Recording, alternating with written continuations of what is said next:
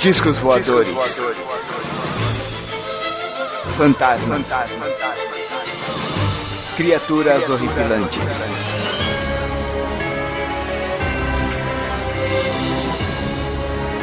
Este é Mundo Freak Confidencial.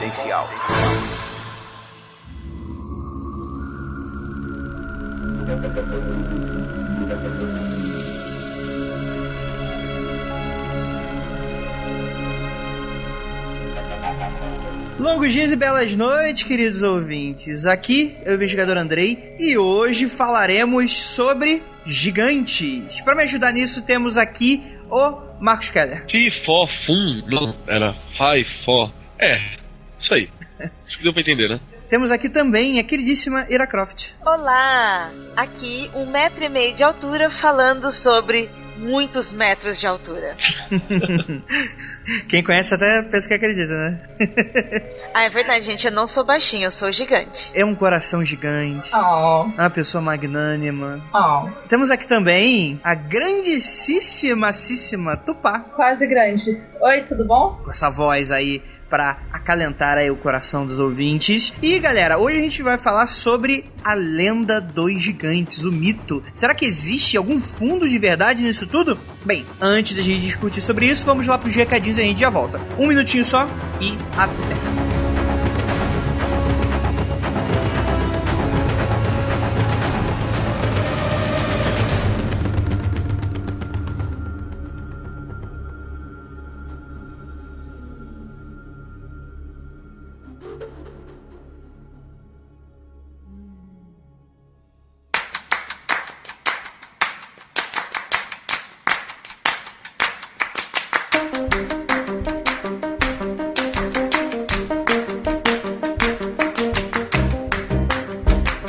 Chegamos aqui agora nos recadinhos do nosso Mundo Freak Confidencial. O episódio está excelentíssimo e polêmico. E antes da gente chegar nele e falar tudo que a gente tem que falar, tem aqui alguns recadinhos bem rapidinhos que a gente vai dar. Primeiramente, agradecer aos pauteiros que me ajudaram com a pauta, que foi a Priscila Guerreiro, Carlos Magalhães e a Luísa Toledo, que elaboraram essa pauta aí pra vocês, uma pauta de 31 páginas. Caraca, foi tão excelente que a gente nem conseguiu gravar exatamente tudo, mas enfim.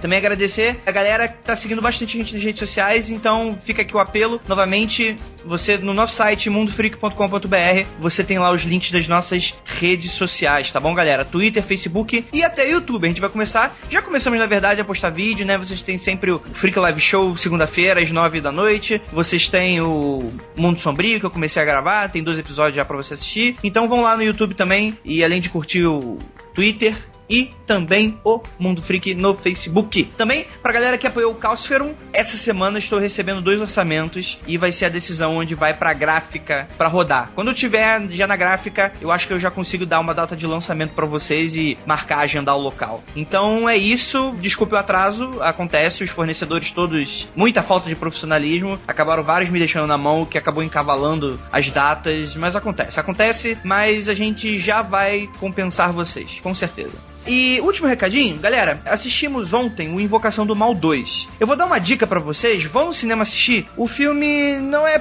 ruim, tá certo? Tem gente que não gosta de terror, tem gente que não gosta do estilo de terror, mas beleza. Mas vão lá assistir porque semana que vem a gente vai gravar sobre, a gente vai falar sobre o caso real envolvendo, vai fazer a comparação do filme. Então se você não quiser levar spoilers, você vai pro cinema, né? Tem outros meios, mas você sempre vai pro cinema.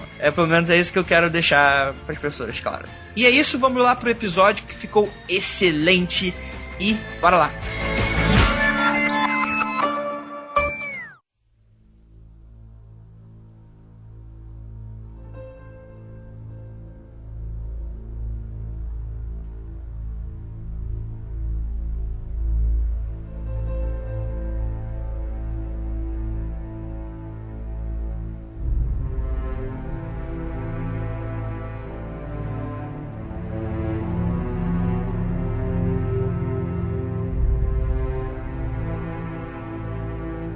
Vamos lá, né, gente? Gigantes, né? Eu gosto muito de debater esse tipo de coisa, porque aí a gente entra naquele terrível argumento que a gente já pode desbancar aqui de cara, de que Algumas pessoas que querem acreditar na coisa, no fato que existiram, né? Coloca sempre aquele argumento de mas todas as culturas têm as lendas de gigante.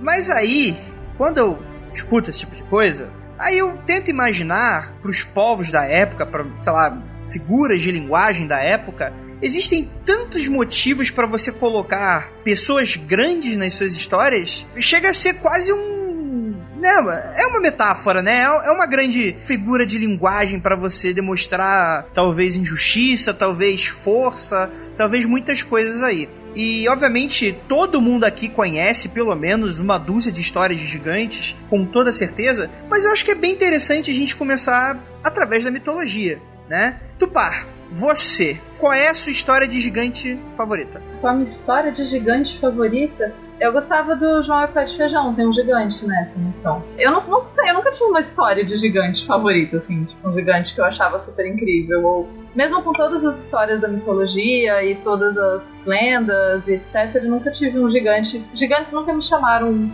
atenção, especialmente, assim. Isso é interessante porque você acabou de colocar aí um fato interessante que eu já começo a pensar aqui. Existe alguma história em que o gigante seja o protagonista? Tudo bem que, tipo, existem gigantes que auxiliam o herói na jornada. Por exemplo, o gigante, tipo, Hefestos, em que ele vai lá preparar a arma do herói, por exemplo. Mas protagonista, vocês conseguem lembrar de algum? Então, não tem um gigante, como que é? O Gigante Gentil, do Oscar Wilde. Eu gostava muito dessa história quando eu era criança, que fala de um... o gigante, ele não é gentil, ele é selfish, enfim, ele é malvado. Mas eu lembro dessa história. Da minha cabeça ele totalmente era gentil e legal. Mas é porque ele matava as pessoas na história dele. Mas tem a ver com... Eu acho que o final é bonitinho, o final é triste, provavelmente. Eu não consigo lembrar direito, mas eu lembro que minha mãe lia essa história pra mim. O gigante é o principal, mas ele é malvado. Eu lembro de uma história assim, onde tem um gigante que é gentil, cara. As Viagens de Gulliver, né? Que na verdade ele é gigante porque o povo de Lilliput era minúsculo. Mas ele era gigante pro povo de Lilliput, o Gulliver. Então, ele é um gigante pra eles. E ele era gentil. Interessante, né? Porque assim, no duro, ele não é gigante para a história, né? Porque ele é um ser humano normal. Para nossa referência. Mas, né, pros minúsculos seres da ilha, ele era um gigante, né? Isso é interessante porque a gente tem aí uma inversão de valores até, né? Talvez, inclusive, isso seja até proposital pra dentro da história.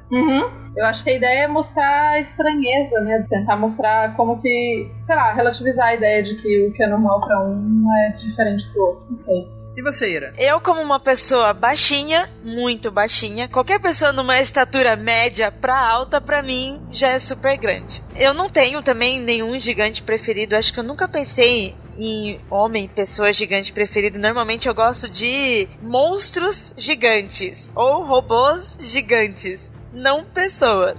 Mas analisando sobre realmente pessoas gigantes, eu acho muito, muito estranho essas pessoas mais altas do mundo, sabe? Quando esporadicamente nasce alguém e ela é super alta, chegando até 3 metros, e pra mim elas são monstros gigantes, porque não é só a altura, mas a proporção do seu corpo geralmente é muito estranho. Esses gigantes pra mim são os que me marcam. Cada vez que eu vejo alguma notícia, alguma coisa na TV, whatever, eu não estou falando de fake, estou falando de verdade mesmo, de pessoas que são extremamente grandes, eu acho bizarro e isso me incomoda muito. Realmente é esquisito.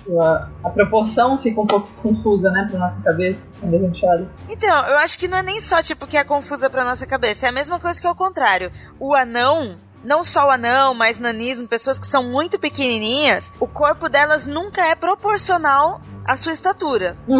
É sempre estranho. E a mesma coisa acontece com as pessoas muito grandes, porque hoje, para a nossa fisiologia, não é normal. Então essas pessoas, elas não têm um crescimento igualitário, sabe? Como a gente. Não seria eu grande, você grande. Sim, com certeza. Eu sempre fico meio... Quando eu vejo, tipo, sempre tem essa coisa de o homem mais alto do mundo, a pessoa mais alta do mundo e tal. Eu sempre fico pensando como que é difícil a vida pra eles. Eu sempre fico meio triste quando vejo gigantes. As coisas à nossa volta, por exemplo, tamanho de casa, cama, portas, roupas. Roupas você pode mandar fazer, mas você não faz uma casa gigante. Você pode me mandar fazer, mas, tipo, você não pode viver, tipo, vou na loja comprar uma roupa ali de boa, não dá, né? Então eu acho que a vida delas realmente deve ser muito difícil. E pra quem está em volta também. Porque pense numa mãe Pra começar, gente, agora me veio na minha cabeça uma mãe tendo um parto. A gente vai falar de parto? De um bebê gigante. Desculpa, gente, eu tenho pavor de partos. Imagine partos de um bebê gigante. Mas enfim, não vou entrar nesse assunto.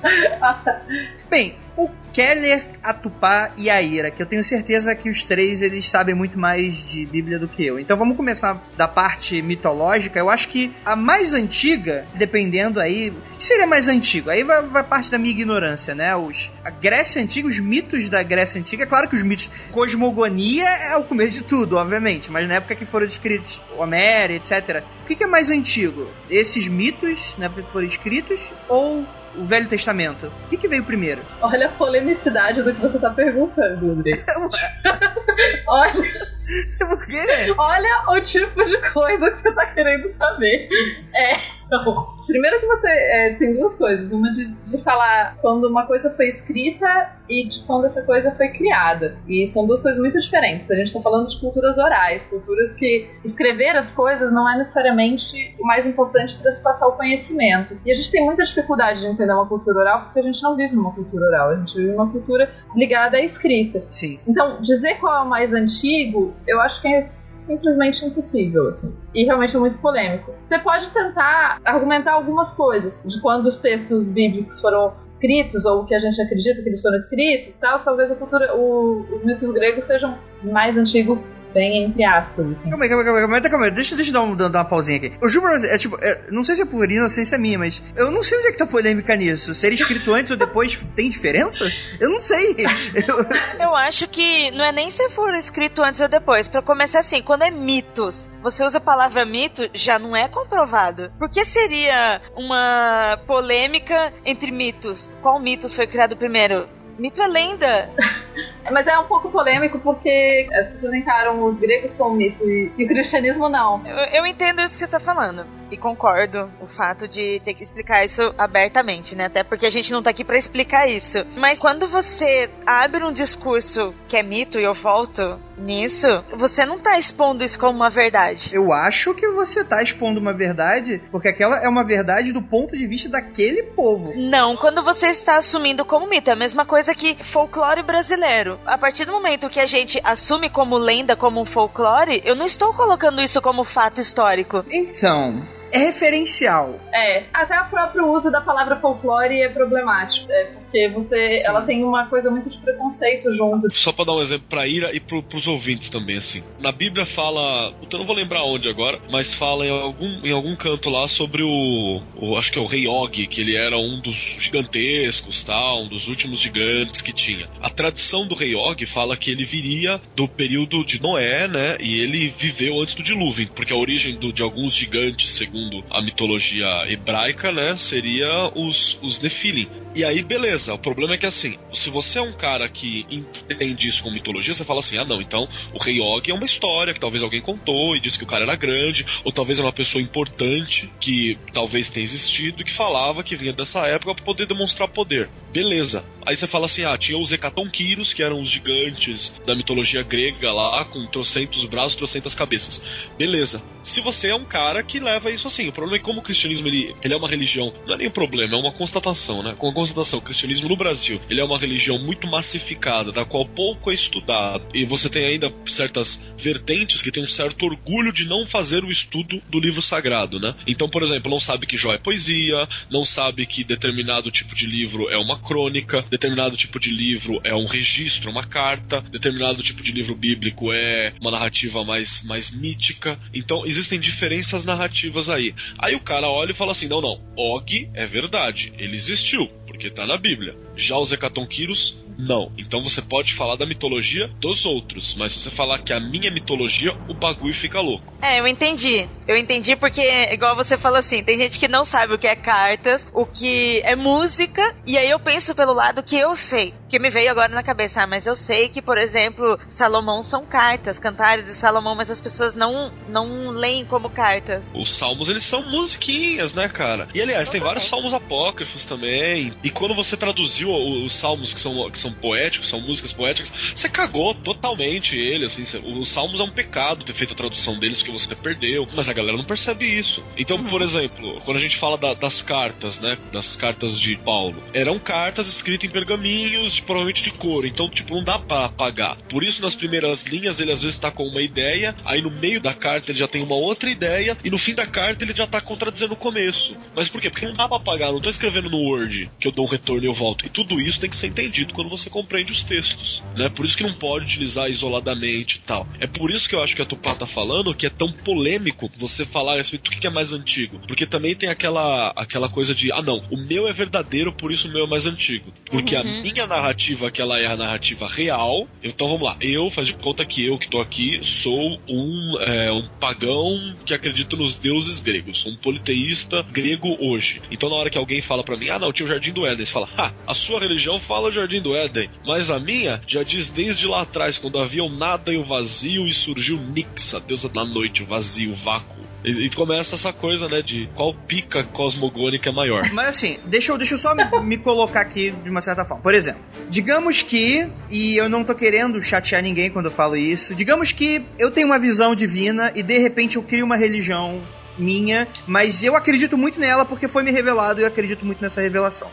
O andreísmo. Certo. Então, o andreísmo nasceu no dia 13/6 de 2016. Ela não é mais antiga que os mitos de mitologia clássica grega. Só que pra mim ela é verdade. Então eu não consigo entender por que algo mais antigo é algo melhor ou algo mais relevante ou desafiaria outra crença. É que pra mim não é tabu, isso pra mim é só uma constatação de registro mesmo, como você mesmo falou. A questão da oralidade da coisa não apaga. Então, pra você não é, mas pra boa parte das pessoas é. É que você tem um problema de que o tempo de existência de alguma coisa, em geral, é utilizado como argumento de autoridade.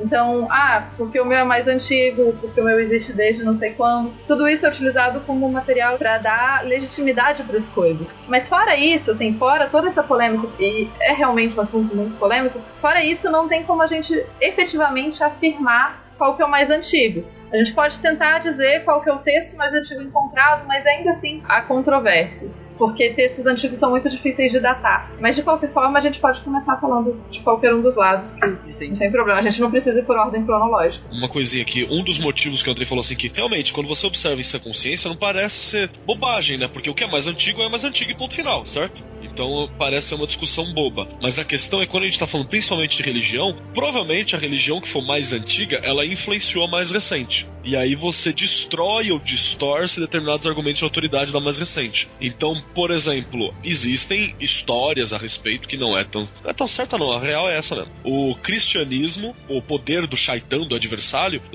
ele era bem pequeno, assim, quando você pega determinados textos. Começou a ter um maniqueísmo dentro da religião hebraica e dos judeus depois do contato com a religião mesopotâmica, que é bem maniqueísta. Então, praticamente foi graças ao contato com os mesopotâmios que o Satanás ganhou a força que ele acaba tendo depois na religião hebraica. Então, é chato, né? A galera não aceita muito essa pegada. Eu vou fazer uma aba aqui sobre o que vocês explicaram, esse negócio de historicamente um sobrepor a outro, pra não haver essa confusão, porque assim, tem um termo em direito constitucional que se chama gerações. Não se usa mais, a gente fala porque é de costume, mas não é obrigatoriamente usado mais gerações, porque um direito não sobrepõe a outro. Você tem direito a todos os direitos. Parece confuso, mas não é. E quando você usa essa terminologia de geração, dá a impressão que um direito vale mais que o outro. Ou que historicamente um veio antes ou depois. E não. Aí hoje se utiliza bastante dimensões dos direitos para que todas as pessoas entendam que todos os direitos são válidos, independente da data de criação. É claro que eu sei que é muito difícil quando a gente coloca isso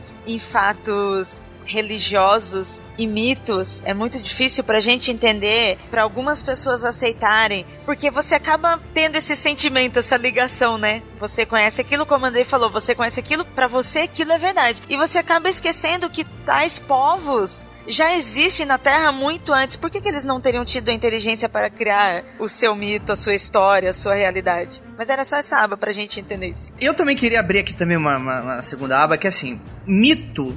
a gente tem duas formas de entender mito. O mito como ele realmente é, que é a forma como o cidadão vai lá entender o mundo, e hoje como a forma vulgar que a gente conhece mito como mentira. E que pra mim mito não é mentira, né? Se você vai perguntar a folclore é tudo mentira. Quando a gente tá usando racionalismo, né, a gente tá usando, né, essa visão que a gente tem de homem do centro enxergando o mundo, homem como centro de tudo enxergando a sua volta, a gente vai começar a enxergar isso como uma não verdade. Mas pro povo que tá lá, que acredita no Saci, não é uma mentira pra ele. Então, assim, a gente tem aí um discurso distoante que a gente tá fazendo aí. Ó, lá no Vale todo mundo escuta Saci piar, hein? Não vem dizer não, hein? Sim, e pra ele está piando. E vai falar que não tá, né? O Saci ali tá piando. Quem sou eu pra falar que... Não, em Bauru, gente, em Bauru tem fazenda de Saci, meu. Isso é uma outra história que é pra deixar curiosidade para os ouvintes. Existe uma fazenda de Saci aqui no Brasil. Eu já ouvi falar. E 2 cidades lutam na justiça por essa fazenda. Isso é muito legal, essa discussão que a gente tá tendo aqui agora, primeiramente pra embasar toda essa discussão que, primeiro, é claro que a gente não vai estar pouco aprofundado, é só uma base, porque a gente vai ter que levar essa discussão pra um cast à parte, é claro. É o que eu tenho necessidade, mas vamos voltar aqui pros gigantes, né? Então, tendo em vista que Andrei, #o polêmico, ditou, vamos por ordem cronológica começar pela mitologia grega. Vambora.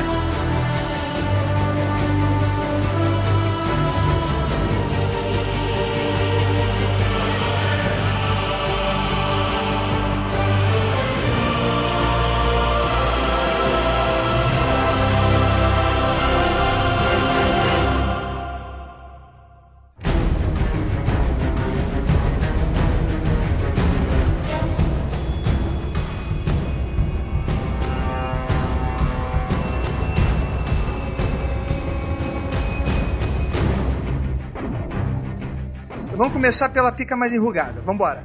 Grécia Antiga. Vamos começar então pela Grécia Antiga, aí a gente volta pra Bíblia. E realmente era pequeno, se vocês já viram ilustrações de picas gregas, elas não são grandes. Inclusive, esses dias eu tava lendo um artigo explicando o porquê disso. Mas enfim, a gente pode... É por causa do quanto menor, mais viril o homem. Exatamente, porque os gregos achavam que picas muito grandes era um sinal horrível. Tipo, os homens deviam ter picas menores, porque isso era um sinal de virilidade e de civilidade. Todas as descrições de homens com picas gigantes são de pessoas não civilizadas ou animalescas e, enfim, tudo que os gregos não queriam. Centaurescas, né? Pica-cast. Pica-cast. Fica aí, ó. Fica aí, então. Eu não ia relacionar com pica, mas sobre os gigantes, uma coisa que eu penso comigo... Cuidado que você vai falar, Ira. É a sua deformidade, né? Os gigantes, normalmente, eles são... né, eles têm, como a gente tava falando dos homens maiores do mundo, que geralmente são estranhos, mas os gigantes mitológicos, todos eles têm uma deformação muito absurda. E eu sempre fiquei pensando, por quê? É interessante que totalmente não tem a ver com gigantes, mas é interessante como o que você vê a característica física, como que ela é vista em tempos diferentes, de formas diferentes, né? E daí, juntando com a ideia do gigante, como realmente cada gigante, eles têm esse lado monstruoso, esse lado ligado a uma força, em boa parte das descrições de gigantes, eles vão ter essa coisa ligada a uma força da natureza que não pode ser contida, ou uma coisa não civilizada, ou eles vão ser estúpidos, ou eles vão ser cruéis, ou eles vão ser... Sempre tem essa coisa muito maligna. Isso que a gente tá falando aqui é muito interessante porque realmente é meio que um consenso de que o mito do gigante, ele realmente denota ali uma força da natureza. Aquela coisa de bestialidade, tudo que a gente tá comentando aqui, aquela coisa da não civilidade. Isso é interessante porque quando a gente vai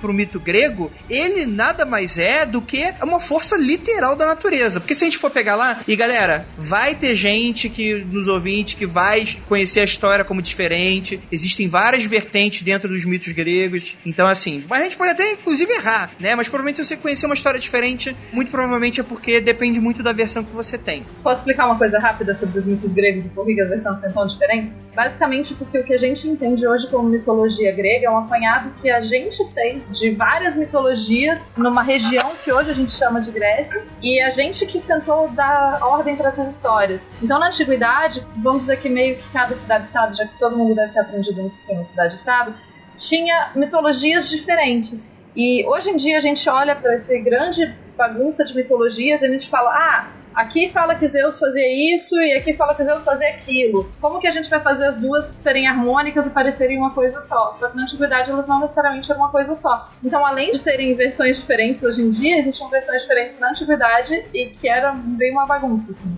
Era como se fossem vertentes diferentes que a gente aglomerou tudo como se fosse uma mesma coisa. Isso. E criou esses ruídos. Isso aí é aquela maluquice do homem do século XIX de querer organizar a porra toda, saca? Mas é por isso que hoje Zeus tem, tipo assim, 30 filhos, 300 filhos, porque cada cidade falava que, aqui em Atenas, Atena é filho de Zeus. Aí, no lugar tal, não, Hércules é filho de Zeus. E aí a gente quis, tipo, organizar um bagulho que é inorganizável, saca? E virou essa baderna. Eu tive essa discussão com o Léo Mitocôndrias exatamente sobre isso, que além de juntar todas essas histórias, todas essas lendas, e ainda teve muitas releituras. O mito já é você passar pra frente o que você tá ouvindo, o que você tá conhecendo, e você passa com a sua versão, e aí vai aumentando mais ainda, vai mudando cada vez mais. Pra mim, a do Cavaleiro Zodíaco é que vale. Acabou. Ótima comparação. Quem precisa de outra mitologia, você tem Cavaleiros do Zodíaco. Vambora. É muito interessante porque a gente já começa aí tendo uma primeira discordância. Porque quando a gente fala de mitos gregos, a gente vai lembrar dos cíclopes, né? Ou ciclopes, dependendo do que você fale. Que seriam aqueles gigantes com um olho só. E aí a gente já tem a nossa primeira discordância porque existem dois tipos de cíclopes na Grécia Antiga. Por quê? Porque tinha lá os gigantes, né, os cíclopes, que nasceram lá de Urano com Gaia, que eles eram quase monstruosidades naturais mesmo, de natureza, né, semideuses quase, né, semideuses não, desculpa, titãs mesmo, deuses em si, né, que tinha toda aquela monstruosidade. Se você for ver, por exemplo, Gaia é a Terra, Urano o céu, então realmente são filhos ali naturezas, né, toda essa questão cosmogônica da coisa toda. E mais pra frente, depois, a gente vai ter os cíclopes terrenos, né, que a gente conhece como os cíclopes ferreiros. Você vai ter aquele cíclope lá do Ulisses que prende a galera na caverna. Então você vai ter que são cíclopes que são gigantes ainda pra nossa referência, só que são menores, eles são terrenos. Então aí você já tem essa questão. Tem os gigantes convencionais, que aí provavelmente devem ter 2 olhos mesmo, né, que também fazem parte um pouco dessa cosmogonia. Cíclopes. E você tem, como o próprio Keller diz, eu falo Ectônquiro, mas o Keller falou Ectôquiro. Eu não sei como é que é a pronúncia. Como o seu coração mandar. Do grego antigo. Tupac, me corrija. A pronúncia do grego antigo ninguém faz a menor ideia. Você pode falar de onde quiser. A doutora falando, hein? Ainda bem, porque todas as citações aqui da pauta, algumas que eu conhecia, outras não, eu nunca sei falar. Tem uma interpretação que eu acho bem legal, é a que eu costumo usar quando eu dou aula de filosofia e eu vou entrar na cosmogonia grega e essa coisa de mito e a physis, né? O mitos e a physis. Quando eu começo a brincar disso ali. Que realmente, aquilo que você falou, o mito, ele é uma forma figurada de eu contar a verdade até onde eu tenho a extensão que eu possuo dela, né? A verdade, ela vai se construindo e tal. Então, sim, até onde eu consegui descobrir. Então, o que eu, homem grego dessa época, percebi? Eu percebi que o mundo é um lugar inóspito e que existem forças da natureza com a qual eu não consigo lidar. Então, quem criou isso tudo? Alguém precisa ter criado. Assim como, sei lá, eu tenho uma roupa, pra ter essa roupa não deu em árvore. Eu tive que criar essa roupa. Então, assim como a comida, realmente ela surge, mas eu tive que criar a comida, criar o campo para arar para que ela produzisse com real. Então o mundo é como se fosse uma criação de alguém, teve esse pensamento. E aí o que acontece? Você tinha então essa forma de descrever o mundo. É por isso, por exemplo, que os titãs, eles são uma versão bruta dos deuses gregos, dos olimpianos. Se você pegar para ver, você tinha lá, sei lá, pontos ou oceanos, que eram os relacionados ao mar, aos rios. E eles eram o rio no estado bravio, no veneno, aquele que você não comanda, a tempestade. Aí depois você vai ter o Poseidon, né, que tá ligado ao mar, mas ele pode ser aplacado. Então ele há momentos de fúria, como os titãs eram, mas ele tem momentos de paz, ele pode ser aplacado, ele começa a ganhar uma roupagem humanizada, ele começa a se aproximar do ser humano. Ele parece que diminui um pouco em poder quando você compara com a violência dos titãs, mas você já começa a compreender. E aí tem uma questão, para construir um mundo desse tamanho, dessa forma, e violento e selvagem como é no meio natural, quem fez isso tem que ser grande, violento e selvagem para poder ter esse mundo. Então, o mundo atual ele é muito mais confortável para o ser humano, porque ele é uma criação do ser humano agora, com base nisso. Mas a parte bruta do mundo, ela deve ser criação de uma coisa maior e mais bruta. Portanto, você constrói essa imaginação dos titãs, né? Ou eles existiram mesmo também, pode ser, não sei. Isso é legal, porque a gente geralmente pensa nos mitos gregos como algo estático. E eu tava lendo, inclusive, que, por exemplo, os mitos, eles são fluidos, né? Então eles mudam, eles se modificam. E, por exemplo, existiam crenças antes dos olimpianos desses deuses, né, maiores, né? Que a gente tá falando aí de Urano, a gente tá falando aí de Cronos. Eles foram deuses adorados, só que quando a gente começa a estudar a Grécia Antiga, eram já deuses esquecidos. Então olha que loucura, antes mesmo da Grécia Antiga, existiam, sei lá, proto-gregos, e aí os historiadores vão dar o termo correto, como é que seria essa civilização, que acreditavam nesses deuses mais, como você falou mesmo, do inóspito, do natural, do cruel, do bruto, porque provavelmente a realidade deles até eles atingirem a civilidade. Quando eles atingiram a civilidade, aí os deuses se tornaram os olimpianos, que são um pouco mais civilizados, foram aqueles caras que venceram os deuses de antigamente, e que hoje a gente vê tudo como uma mesma coisa, né? Mas lá pra eles também funcionava como uma linha do tempo. E isso que é interessante, que eu acho também do mito. O mito, ele conta, assim, uma história que é real, também pras pessoas, e isso é muito legal. Uma referência bem bacana que a gente pode fazer é da gigantomaquia, que do grego significa como se fosse a guerra dos gigantes, né? Seria a batalha mais importante pela supremacia do cosmos, né? Porque os gigantes haviam causado males aos deuses em outras ocasiões, como o rapto da deusa Hera, que seria, né, a esposa de Zeus, a rainha dos deuses, pelo gigante Eurímedon, ou pelo roubo do gado de Hélio, o deus do sol, etc. E de acordo com uma profecia, os gigantes não poderiam ser mortos apenas pelos deuses, esses precisarão de ajuda de um mortal. Por isso a Gaia procurou uma planta que protegeria os gigantes, mas antes que ela pudesse agir, Zeus proibiu a aurora, a lua e o sol, né, os deuses El, Selene e Hélio, respectivamente, de brilhar, e colheu todas essas plantas, então pediu a Atena que convocasse seu filho Heracles, um semideus, para ajudar ele. Pra quem não sabe, Heracles é a versão grega do Hércules. Hércules é o nome romano dele. E isso é interessante porque você tem essa batalha aí de titãs, de gigantes, com os deuses. Isso simboliza, talvez, isso um pouquinho que a gente tá falando. Dessa questão dos deuses, da civilização. É uma forma da gente ver essa leitura, né? Os deuses civilizados, os deuses que hoje, né, são humanos, eles têm essa questão da organização, eles vivem em templos e etc. Venceram o quê? Venceram a natureza, venceram essa expressão da natureza. É claro que, sei lá, tufões e terremotos e maremotos ainda continuam acontecendo, mas talvez não seja tão cruel quanto era antigamente. Isso é uma faceta bem interessante da gente analisar essa situação. Essa batalha pelo caos e pelo desconhecido é sempre uma batalha que vai estar presente em boa parte das mitologias, em boa parte dos mitos criacionais, não necessariamente sempre relacionados aos gigantes, mas realmente isso é uma coisa que está sempre ali, assim, de que os seres humanos estão sempre tendo que lutar e se defender e sobreviver a esse mundo que é basicamente um lugar hostil, né? É que quer te matar todo dia. Sim, exatamente. Bem, alguém quer fazer alguma consideração antes da gente passar para os mitos bíblicos? Ah, tem uma. Orion é um gigante. Ah, a história do Orion é tão legal. Então conta, Tupá. Por favor, se você sabe, conta. Então, o Orion, ele era um gigante que era amado pela deusa Ártemis, por sinal a deusa da caça, do arco e flecha, e ela queria casar com ele e tal, e ele era um excelente caçador. Só que o Apolo, que é o irmão da Ártemis, ele tava com muito ciúme disso, então ele mandou um escorpião gigante que nem o Orion, perseguir o Orion pra matá-lo. Ele entra então correndo, ele entra no mar pra fugir, e quando ele tá bem longe lá no mar, o Apolo tá na praia com a Ártemis e ele desafia ela, falou, duvido se acertar aquele pontinho que tá lá longe no mar. Ele fez uma piada, né? O que é um pontinho preto na água? Você tem que acertar. Ele falou, não, tipo, duvido você conseguir acertar aquele negócio. E a Ártemis não era de levar desafio pra casa, mas falou, duvida, acerta esse negócio agora. Pegou o arco dela e atirou. E ela não sabia que era o Orion. E ela matou o Orion, que era o amor dela. Triste, não? É, triste demais. Isso é uma puta sacanagem. Tipo, não é só triste, é um... Se eu dá vontade de se virar... Olha, se não é irmão... Não, mas calma que essa história tem um final muito feliz. Feliz eu não diria.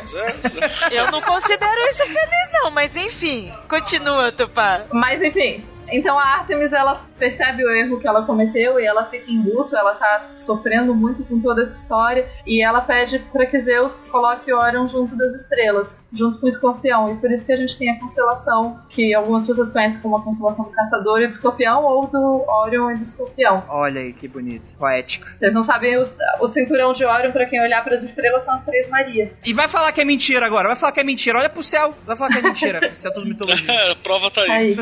E só pra acrescentar uma coisa, gente, o cinturão de Orion, você vê Orion ele abaixa no céu na época que Escorpião começa a subir do outro lado. Então é como se tivesse essa caça, saca? Eles nunca estão juntos. Eles nunca estão juntos. Quando o Escorpião tá no auge, Orion tá descendo no horizonte pra gente. E aí na hora que o Escorpião desce, sobe Sagitário também, que algumas lendas contam que quem matou o Escorpião depois foi um centauro, né? Que acertou. Aí tem o centauro clássico lá da constelação de Sagitário, porque teoricamente a flecha de Sagitário acerta o Antares, né? Que acho que é a estrela central de Escorpião.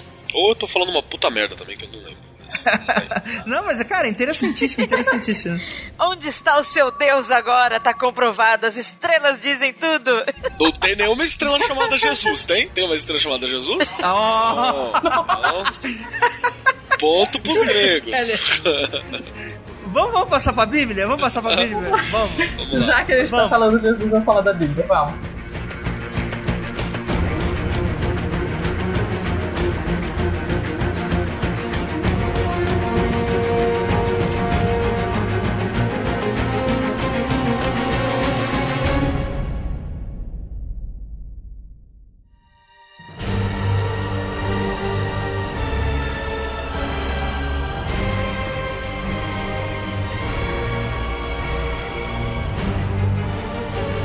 Galera, vocês são bem mais safos do que eu nisso. Na tradição bíblica, hebreu, abrâmica, tem muito gigante, né? Tem os Anakins, os Emitas... Eu não sei as pronúncias também, Refaitas ou Refitas, e Golias, né? Que a gente tem aí também, que provavelmente Golias é o que as pessoas mais conhecem. Mas eu gostaria de falar dos Néfilins, porque todos esses que eu acabei de citar, eles são posteriores aos Néfilins. E aí nós temos a especialista aí, né? Posso fazer duas considerações rápidas? Tem uma banda portuguesa que eu adoro, que chama Anakin, e toda vez que eu leio Anakin, eu penso na banda, e é muito confuso pra minha cabeça. Eu já penso em Darth Vader. Foi o que eu pensei. Imagino a mesma coisa. Não. O nome da banda é por causa de Star Wars. Mas é uma banda que eu ouço, tipo, todos os dias. É uma banda incrível que eu ouço todos os dias. Uma pessoa com um conteúdo histórico, né? Com outro nível cultural, né? Aqui vai todo mundo, vai onde? Vai pra tela do cinema. Então deixa eu falar de uma banda também. Titãs, ouçam Titãs lá atrás, que também é legal. Meu Deus do céu, gente, vocês estão incontroláveis, vocês estão gigantes hoje, vou te contar. Cara, o que eu gosto dos Néfilins é que é o seguinte, cara, a história é muito boa, cara, pra dar muita história. Cara, dá pra dar história de RPG, dá pra dar... Cara, é muito legal. Eu gosto muito desse conceito de que os anjos vieram pra Terra, tiveram filhos entre os homens e nasceram aí os bastardinhos Néfilins, cara. É muito foda, cara. Eu pessoalmente gosto. Mas bora lá, Tupá. Fale um pouquinho deles aí que muito provavelmente você deve estudar mais ou menos sobre. Então, a história dos anjos e dos Néfilins é uma das histórias mais importantes pro desenvolvimento da própria demonologia. E aí já coloca um demoninho no meio. Basicamente, uma das histórias fala que os anjos, primeiro, eles estavam no céu e eles se apaixonaram pelas filhas dos homens, que eram muito bonitas. Eles descem à terra e tomam elas por esposas e têm filhos com elas. Esses filhos são gigantes e vão ser os Néfilins. E, além disso, esses anjos ensinam conhecimentos secretos para os humanos, como metalurgia e maquiagem. Caralho, mas que extensão de conhecimento, né, cara? A gente vai te ensinar a dobrar o ferro, fazer armaduras e armas, e a gente vai maquiar a tua esposa. Cara, excelente. Que não deixa de ser uma arma, né? Dependendo de como você utiliza. Então, vai válido. Mas, enfim, eles têm vários conhecimentos secretos que eles vão dar. Eu coloquei os dois pra mostrar como que realmente eles ensinam de tudo. Só que esses gigantes, eles são criaturas muito terríveis, eles são muito violentos, eles brigam demais e eles estão destruindo a Terra. E é um dos principais motivos para Deus trazer o grande dilúvio, porque com o grande dilúvio você vai matar os gigantes e com isso você vai livrar a Terra deles. Logo depois do dilúvio, Deus aprisiona as almas desses gigantes num lugar embaixo da Terra, enfim, secreto, até o fim dos tempos. Só que um dos anjos, que é o anjo Damastema, que é um anjo que une as pessoas, ele fala com Deus e fala, pô, será que eu posso ficar com alguns das almas dos gigantes para trabalhar para mim? E Deus permite, e daí você tem os demônios. Essa é uma das principais histórias de origem de onde vêm os demônios dentro da Bíblia. E essa origem enoquiana que a gente fala de demônios que vai influenciar boa parte da demonologia posterior. Claro que, enfim, você tem outras influências. Mas eu acho que tem duas características especiais dos Nefilim que são interessantes da gente falar e que tem a ver com o gigante. Primeiro, a ideia de que eles vêm de um casamento que não devia ter acontecido. Os gigantes, os Nefilim, eles são bastardos. Eles são bastardos porque esses anjos e as humanas, eles não deveriam, eles eram proibidos de ter filhos juntos. E o segundo grande coisa é essa coisa da violência, de não conseguir se controlar, enfim. Os gigantes, eles têm toda essa característica do mal, do violento, da sede de sangue, etc. Bacana, que interessantíssimo. Nephilim, é isso aí. E, assim, é interessante porque dizem que até hoje eles estão aí, né? Não queria falar nada não, mas é o que dizem. Você me lembrou uma coisa também. Quem quiser, dá uma olhadinha aí que tem uma entrevista do Caio Fábio, pastor Caio Fábio, que é um cara que ele é às vezes persona não grata nesse meio evangélico cristão, que ele fala sobre os Nefilim. Adoro esses. Ele é da hora pra caramba, piro no cara. Que ele fala sobre o Nefilim. Acho que é uma entrevista, não sei se é no Danilo Gentili, é um desses caras meio zoado assim. Mas ele chega e ele dá uma tocada no barraco lá, é da hora. Eu preciso ver. Deixa eu só fazer um acréscimo também sobre gigantes na mitologia hebraica. A gente falou aí a respeito do Og no começo, que eu acho que eu citei ele para dar um exemplo que não deve ter sido tão didático quanto eu imaginei que fosse. Eu dei até uma consultada aqui para ver, eu não achei o texto bíblico que citava a respeito do Og. Eu olhei aqui na Bíblia Online, eu digitei o nome, pode ser que eu tenha digitado errado. Mas também eu dei uma olhadinha e existe uma história contando sobre ele, né? Que Og seria um gigante que virou rei de uma determinada região e ele teria sobrevivido ao dilúvio, se agarrando na carcaça da Arca de Noé. E ele teria se agarrado para não morrer no dilúvio. Então ele sobreviveu, e aí quando tem uma batalha, determinado local que conta a história do Og, fala que ele teve 3.000 anos de idade por causa disso, né, se agarrando na Arca do Noé do dilúvio. E ele tem a presença dele na tradição islâmica também, que ele tem um nome que é impronunciável, e ele está citado teoricamente no Alcorão. Olha que bacana, interessantíssimo. Aqui é uma adição ao Islã. Muito massa. Vamos lá. Anakins, de onde que vem isso? Além do Star Wars. Além da banda portuguesa. Eu não faço ideia. Era um povo que habitava as regiões montanhosas de Canaã. E você tem 3 Anakins que são mais famosos: o Aiman, Sesai e Talmai. Eles moravam em Hebron. E quando eles foram vistos pela primeira vez, é interessante a forma como os hebreus vão descrever esses gigantes. Eles falam que eles ficam aterrorizados, vão dizer que eles eram certamente descendentes dos Nefilins. E perto deles, os hebreus eram simplesmente gafanhotos. Tupã, aproveitando que você está falando isso, mas na Bíblia não diz exatamente que eles eram gigantes, né? Dizem que eles eram grandes e robustos. Sim, sim. Então, realmente é interessante porque acaba que a parte de ser gigante vira mais uma interpretação do que uma coisa que está efetivamente na Bíblia, concordo com você. Sim, uma referência mais... Como, por exemplo, Golias, né? Que é uma referência que tem até tamanho. Eu fiquei surpreso, né? Porque eles têm uma medida exata do Golias. O Golias tinha 2,9 metros de altura, né? Um pouquinho grande, eu diria. Aliás, é alcançável pela doença do gigantismo. Sim, e que pra mim é um gigante. Eu acho que chega a 2,90. Chega a 2,90. Era tipo o Clegane, né, do Game of Thrones lá, o gigantão. Então, no meu parco conhecimento, como leiga, eu veria não só de uma forma mágica, sabe, como um mito, como uma lenda, mas... Sabe quando existem várias raças, não precisa ser necessariamente também na Bíblia, poderia ser, sei lá, qualquer outro manuscrito encontrado por aí no mundo, em que várias raças, pessoas mais altas, e foram se misturando e aumentando e de repente ter essas pessoas super altas. O que pra nós seriam gigantes. E hoje, que assim, nós mudamos. A tendência fisicamente está mudando, em que os próximos vão viver mais, aqueles que estão começando a se cuidar mais, mas enfim, vendo por essa lógica de mudança de tempo, mistura, raças, eu acredito que poderiam sim ter essas pessoas grandes, consideradas como gigantes. Grandes até 3 metros, assim, sabe? E qualquer coisa que sai do padrão, a gente vai considerar, dependendo do nível cultural, né? Por exemplo, você não tinha o desenvolvimento da medicina ou uma coisa que acompanhava esses acontecimentos, então você vai considerar uma coisa absurda mesmo. E hoje ainda acontece isso. Na China tem uma mulher gigante, que eu me esqueci o nome dela agora. Nossa, é verdade, ela é muito famosa. Que acho que ela tá no Guinness com a maior mulher do mundo e tal. E tem, por exemplo, aquela senhorinha na China também que tem um chifre, já viu? Sim. Tá nascendo um chifrezinho nela, assim. Então, isso pra vila dela lá, a galera considerou uma coisa mágica, né? Uma coisa assim, ou mesmo aqueles casos na Índia de criança que nasce com uma formação genética diferente, fica com um rabo, e é adorado como a encarnação do deus macaco Haruman e o caramba 4. Então, depende do nível cultural, e quando eu digo nível, eu não tô dizendo que tem baixo nível, médio nível e alto nível. Então talvez frequência cultural seja melhor.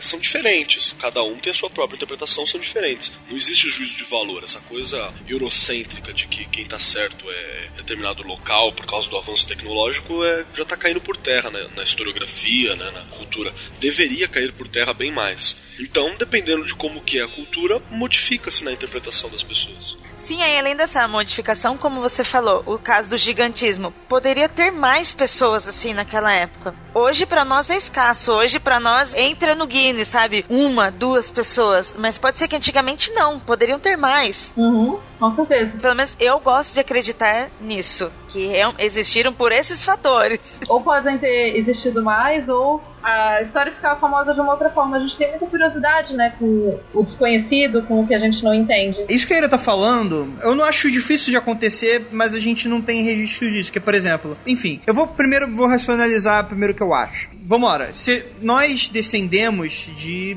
criaturas menores e nós éramos curvados e nós ficamos eretos. Então a gente está indo numa crescente aí de que nós estamos aumentando, nós estamos crescendo, né? Tanto que se você for ver povos antigos, é dito, por exemplo, que os egípcios eram bem mais baixinhos que a gente. Se você for ver pelas aberturas dos lugares, as passagens e etc.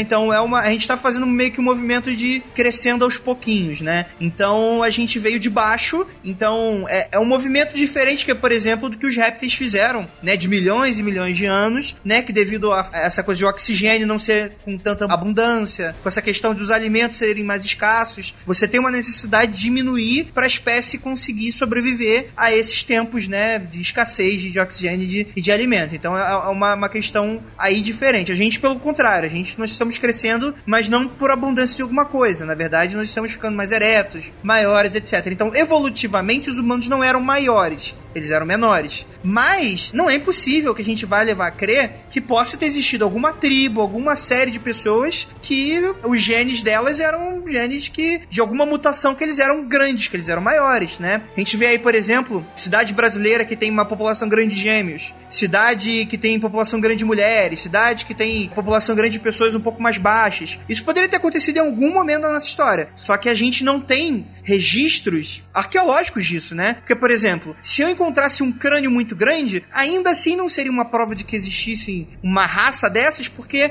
poderia ser apenas, como hoje a gente tem a doença do gigantismo, poderia ser alguém que sofresse dessa doença antigamente. Mas se a gente tivesse uma questão, por exemplo, lanças gigantes, né? Essa questão de instrumentos gigantescos, né? Que hoje nós não conseguiríamos pegar, aí poderia ser talvez um indício de que talvez tenham existido em algum momento. Isso seria interessante, né? Só para colaborar, Andrei, que você falou assim sobre registros, né? Um exemplo muito estranho que nós temos, mas que não dá pra falar que é uma outra raça ou coisa assim, se considera uma normalidade, né? Uma normalidade genética. Foi o caso do hominídeo do Atacama lá, sabe? Saquei, sei. Foi encontrado mumificado, sei lá, ou guardado um corpício minúsculo assim, acho que tem 15 centímetros, 20 centímetros, sei lá. Que aí teve as pesquisas foram feitas, parece o alienígenazinho, né, com os padrões dos Grey, que a galera tanto fala, cabeçudo, estranho, e o DNA é humano, pelo que a gente conseguiu ver. Acho que eu também não fui a fundo, não sei quanto tem de ROX nisso também,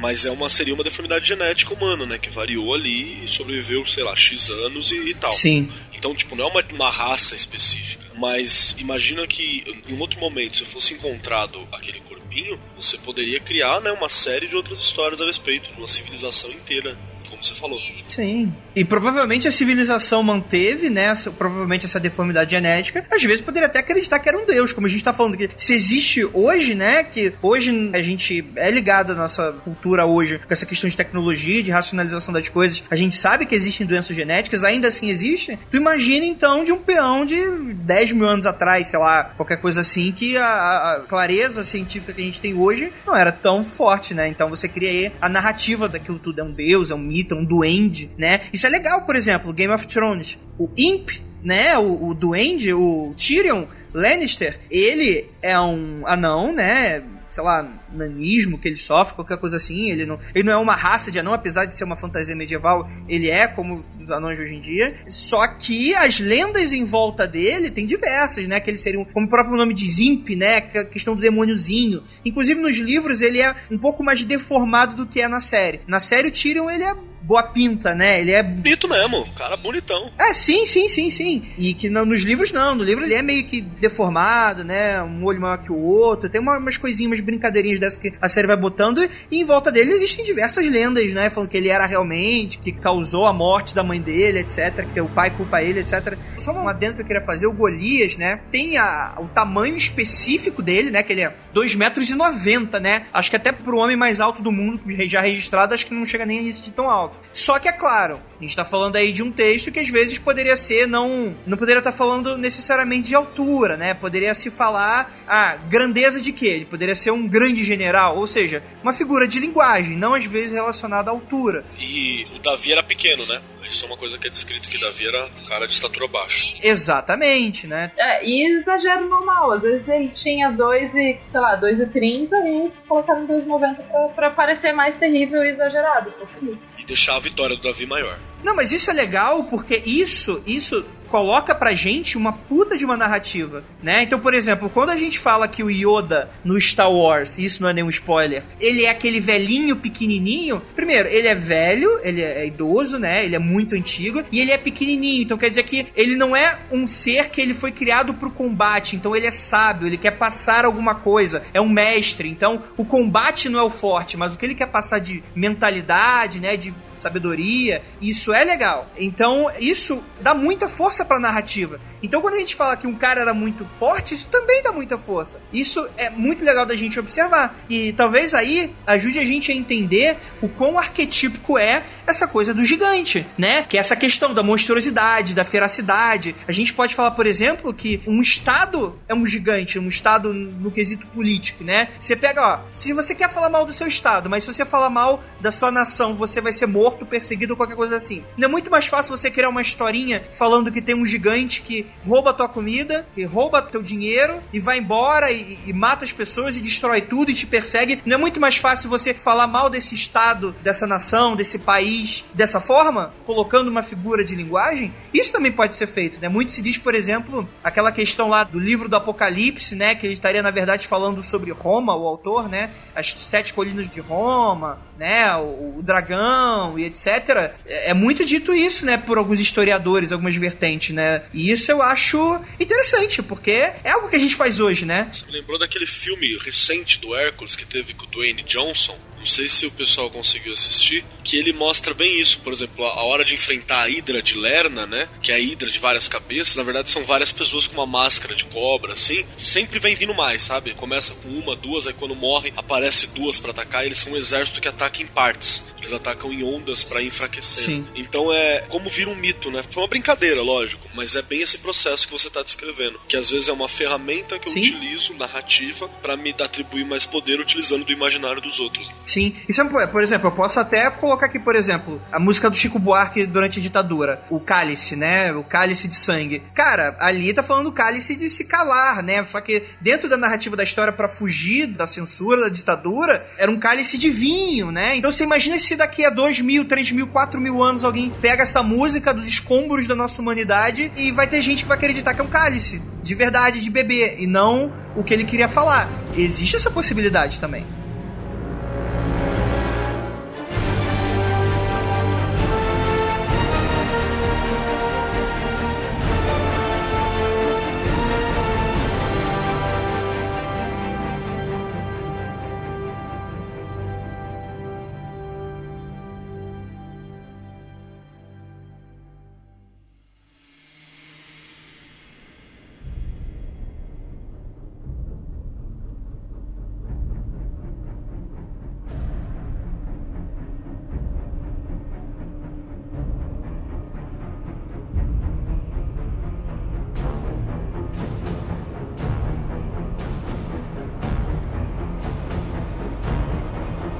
vamos então para os nórdicos. E os nórdicos, ele é interessante porque, se a gente está falando que os gregos representavam a vilania da natureza, você imagina os povos nórdicos que não tinha absolutamente nada. Muito mais extremo, né? Era frio igual capeta.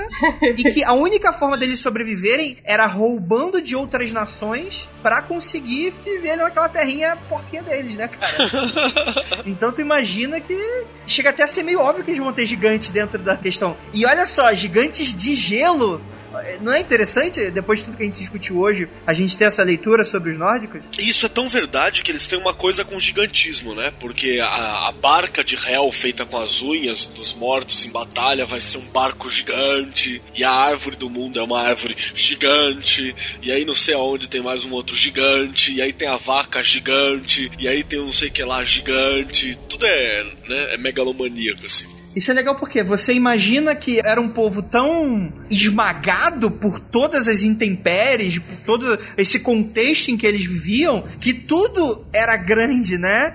Isso é uma leitura que dá pra fazer muito legal. Então, por exemplo, ó, tem os gigantes, os Jotun, né? Jotun, na verdade, que habitam Jotunheim, que literalmente significava Terra dos Gigantes. E para entender isso, a gente tem que entender que a criação do mundo, a cosmogonia dele está diretamente ligada com gigantes. Bem, vou falar um pouquinho aqui da cosmogonia, porque apesar da a Marvel ter lançado um filme chamado Thor, que não tem nada a ver com o Thor, ainda assim é uma mitologia um pouco mais obscura do que a mitologia grega, né? Sim. Já que o renascentismo privilegiou, né, os gregos e romanos. Bem, primeiramente haviam 2 mundos, um de névoa e outro feito de fogo, e entre esses um espaço vazio. E da união do fogo e da névoa surgiu um enorme bloco de gelo. E que, quando começava a derreter devido às chamas de um dos 2 mundos, surgiu o gigante Ymir, acompanhado da vaca Audumbla, cuja função era alimentar o Ymir. Porque, obviamente, senão não faria sentido, né, galera? Porra, tem um gigante, se o cara não pudesse alimentar, essa história é inverossímil, né, galera? Então a gente precisa colocar a vaquinha. E, aliás, a vaca é mãe de uma galera também, né? Oh. Não, e é muito interessante como vacas, assim, os nórdicos têm muita história de vaca. Mais tarde, lá na saga do Ragnar e dos filhos do Ragnar, quando tá contando a história dos grandes filhos do Ragnar e tal, eles vão lutar contra o rei da Dinamarca e tal, que os vikings não conseguiam vencer o rei da Dinamarca porque ele tinha uma grande vaca de batalha, e a vaca de batalha era muito terrível.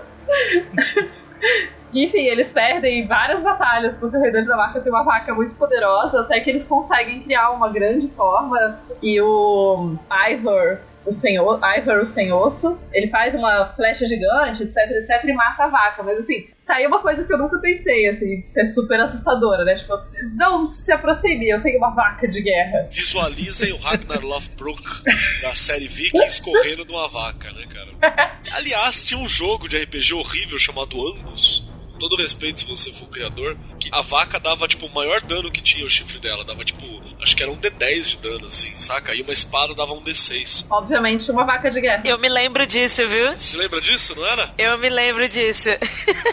E as picadas de galinha era o dano de adaga, assim, era tipo um D4, dano de adaga, era uma merda. Vacas são fantásticas, incríveis e podem ser utilizadas em guerra. Aprendemos isso hoje. Sim, mas cara, não é assim... Você vai pensar, porra, uma vaca é um negócio incrível, cara. Por um nórdico, cara, é um bicho que você consegue beber do leite, você consegue comer da carne e tu ainda consegue meter o chifre no teu capacete. Eu tô brincando, tá, gente? Mas que os vikings, não existe nenhuma comprovação histórica de que os vikings tinham chifres nos capacetes, tá? Então isso é tudo lenda de fantasia e romantismo. Mas enfim, tu imagina que é multiuso, né, cara? Então a vaca é muito, muito útil. Enfim. Bem, desses 2 mundos, né? Então a gente tem o contexto do gigante, né? Então a gente tem lá. Contudo, nem todo o gelo derreteu e a vaca Audumbla, ao lambê-lo, liberou Boru, que é pai de Bor e, portanto, avô de Odin. Então tu imagina que o pai dos deuses é filho de gigante, né? Assim como Zeus é filho de Cronos. Cronos é filho de Uranus, etc. E do suor de Ymir surgiram gigantes de gelo, e estes lutavam contra Bor e Boru em batalhas épicas. E em algum momento Ymir dá origem a Bolton, que por sua vez será pai de Bestla. Quando Bor casa-se com a gigante Bestla, nascem Odin, Vili e Ve. E é Bor, junto com seus filhos, que mata Ymir, porque este era o pai do gigante, e nesse momento o espaço que habitava estava cheio deles. O que é uma loucura, né? Enfim. Mas só pra fazer uma pequena referência aqui, falar um pouquinho sobre o mundo dos nórdicos, né? Pra quem não assistiu lá o Thor da Marvel, né? Isso é uma referência bem rasa que eles fazem, que é verdade, né? Os nórdicos acreditavam, né, que acima tinha Asgard, né, que é onde viviam os deuses. O mundo dos homens era Midgard, né? E você tinha ali uma série de outros reinos, né? E você tinha também o reino dos gigantes, que era o Jotunheim, né? Além disso, tinha lá a Hel, que, né, que hoje diz que origina-se a palavra Hel de inferno. Era a deusa Hel, que era a deusa da morte. A Nilfgaard, né, que, se eu não me engano, era dos elfos negros. Eu não lembro, cara. É muito reino louco. Enfim. E o Ragnarok, que é o fim do mundo pros nórdicos, né? Iria vir por Jormungand, que era a serpente, né? Que era gigantesca, né? E toda vez que ela se balançava, criava terremotos, né? Então você tinha toda essa narrativa em volta, né? Você tinha também, por exemplo, o lobo Fenrir, que mataria o Thor, né? Que ele ficava preso. Cara, é uma vastidão de seres gigantescos, né? Na mitologia nórdica, o que eu acho extremamente interessantíssimo. E é legal que o próprio mundo é moldado a partir do corpo do Ymir, né? Depois que ele é morto, Odin e os irmãos de Odin que vão criar o mundo, Asgard, Midgard. Eles vão criar com os pedaços do corpo do Ymir. Eu acho isso muito estranho, meu. Eu queria entender por quê. Entender por quê na mitologia seria muito legal, cara. Por que uma vaca? Por quê? Não, então. Mas tem algumas coisas, pontos específicos, que eu sempre paro e penso, gente, como que eles pensaram nisso? Por que eles pensaram nisso? Muito alienígena pra gente, né? Sim, ou a minha mente, como o Andrei me chama de materialista, né? Ou a minha mente é muito fechada, sabe? A minha criatividade não permite isso. Eu acho que, Ira, você precisa se libertar de tentar entender o porquê, porque o porquê não existe na mitologia. Você precisa só libertar seu coraçãozinho e aceitar. Porque era o que era, né? Porque tu imagina, você acordou no mundo. Meu Deus do céu, o que tá acontecendo aqui? Gente, meu Deus... Cara, tem um sol gigante, nasceu o primeiro deus. Meu Deus, terremoto, um deus gigante do outro lado do mundo tá fazendo alguma merda que tá fazendo tremer. E assim vai. Se a gente for pegar, por exemplo, a narrativa da religiosidade cristã hoje em dia, é o que pra gente funciona hoje, né? Então, a gente tem que se colocar na cabeça da pessoa que vivia em outra época, em outro contexto. Então, você tem o contexto cultural, o contexto regional da região que ele tá vivendo, as necessidades que ele passava. Você vai ver os elementos que participavam ali da natureza. Então, por exemplo, os egípcios. Você tinha ali o ibis, que era um pássaro. Ele ficava bicando na areia e parecia que ele estivesse escrevendo. Então, o deus do conhecimento, o deus da escrita, era um cara com a cabeça de ibis. Então, a gente vai criando narrativa a partir daí, né? Eu acho que aí a descrição do André tá até bonita demais. É mais simples, ó. Você é um pai. Aí vem teu filho, você tá cagando pro mundo. Tem aqui que plantar, tem que colher, tá frio pra caralho, tem que fazer um monte de coisa. Aí chega teu filho, pai, por que tem essa bola de fogo gigante? Aí você, porque tá lá. Não, pai, por quê? Porque lá em cima tem um cara que cuida dessa porra. Aí teu filho, nossa, tem uma coisa aqui. Pai, por que tá tremendo o chão? É porque treme, caramba. Vamos lá trabalhar, vamos fazer um negócio. Não, pai, tá tremendo o chão. Por quê? Tá tremendo o chão porque tem uma cobra que tá se mexendo e tremendo o chão. Aí você, Aí teu filho vai contar pro filho dele. Meu pai falou que era isso. E, cara, já era. Criou um dogmatismo ferrado. Agora, só um exemplo do que a Ira falou lá de usar o corpo. Talvez seja até uma forma de justificar o porquê naquela época utilizava tanto os corpos dos animais que você abatia quase completamente. Então, já que quando eu mato, sei lá, a cabra, eu vou usar o sangue da cabra pra tal coisa, vou usar o couro da cabra pra tal coisa, vou usar o chifre da cabra pra tal coisa, vou usar o osso da cabra pra tal coisa. Então, se um gigante morreu, então talvez seja justo que eu utilize tudo que o gigante tem, assim como eu utilizo da cabra, sabe? Vai que. Faz sentido. Eu tô com o Keller na explicação. Acho que ela é realmente isso, assim. Alguém tá te enchendo o saco, você precisa dar uma explicação pra coisa. Mas essa ideia de usar o corpo de algum monstro primordial pra moldar o mundo não é uma ideia que vem só dos nórdicos. Você tem em outros, se eu não me engano, na Mesopotâmia, você vai ter a mesma ideia. E você tem várias teogonias, várias histórias de criação do mundo que vão usar dessa ideia, né? De que você tem um grande monstro primordial que representa o caos, e a partir do momento que você destrói esse monstro primordial caótico, você começa a criar um mundo ordenado, que é o mundo onde se vive hoje. E daí você usa o corpo dele pra fazer esse mundo. E claro que o caos nunca deixa completamente de existir. Em geral, boa parte dos mitos vai colocar o mar como um lugar caótico. O mar é o grande medo, né? O grande medo tá no mar. Exatamente.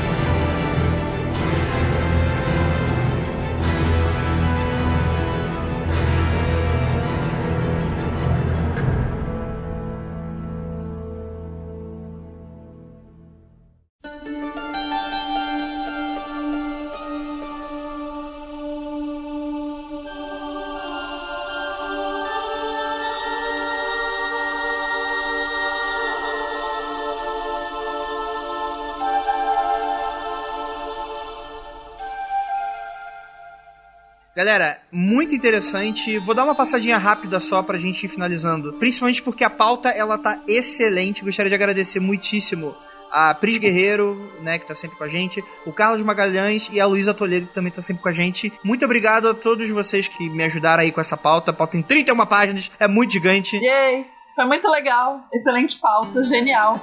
Sim, sim. E aqui, por exemplo, eles falam dos mitos bretões, dos gigantes. Então você tem a lenda do Jack e o gigante, né? O João e o pé de feijão. Você tem os inuites, né, cara? Pra quem não sabe, os esquimós, é que eles não gostam de que sejam chamados de esquimós, mas a gente popularmente conhecido o termo pra cá. Mas são os inuites. Eles têm também lá os gigantes deles, né? Eu preciso falar que a história dos inuites eu acho que é uma das minhas favoritas, de todas as histórias de gigantes. Tem mais de uma história, mas a ideia é que você tem a deusa do mar, que é a Sedna, e ela tem mais de uma versão de por que ela é a deusa do mar. Tinha um casal de gigantes, eles tiveram uma filha, e ela comia muito. O nome dessa filha era Sedna. O inverno estava chegando e ela estava ficando cada vez maior, e quanto maior ela ficava, mais ela comia, e eles já não tinham mais como ter comida para eles e para ela. Então, uma noite ela estava faminta e começou a roer a perna dos pais dela. E eles falaram, não, parou, chega. Então eles pegam ela, enrolam num cobertor, colocam num barco, num bote, e eles vão remando guiados pelo luar e tal. Chegam no meio do mar e empurram a Sedna pra dentro d'água para se livrar dela. Quando eles começam a voltar, o bote para. E daí eles olham e a Sedna tá agarrada na beira do bote, tentando subir de volta. E o bote começa a se sacudir.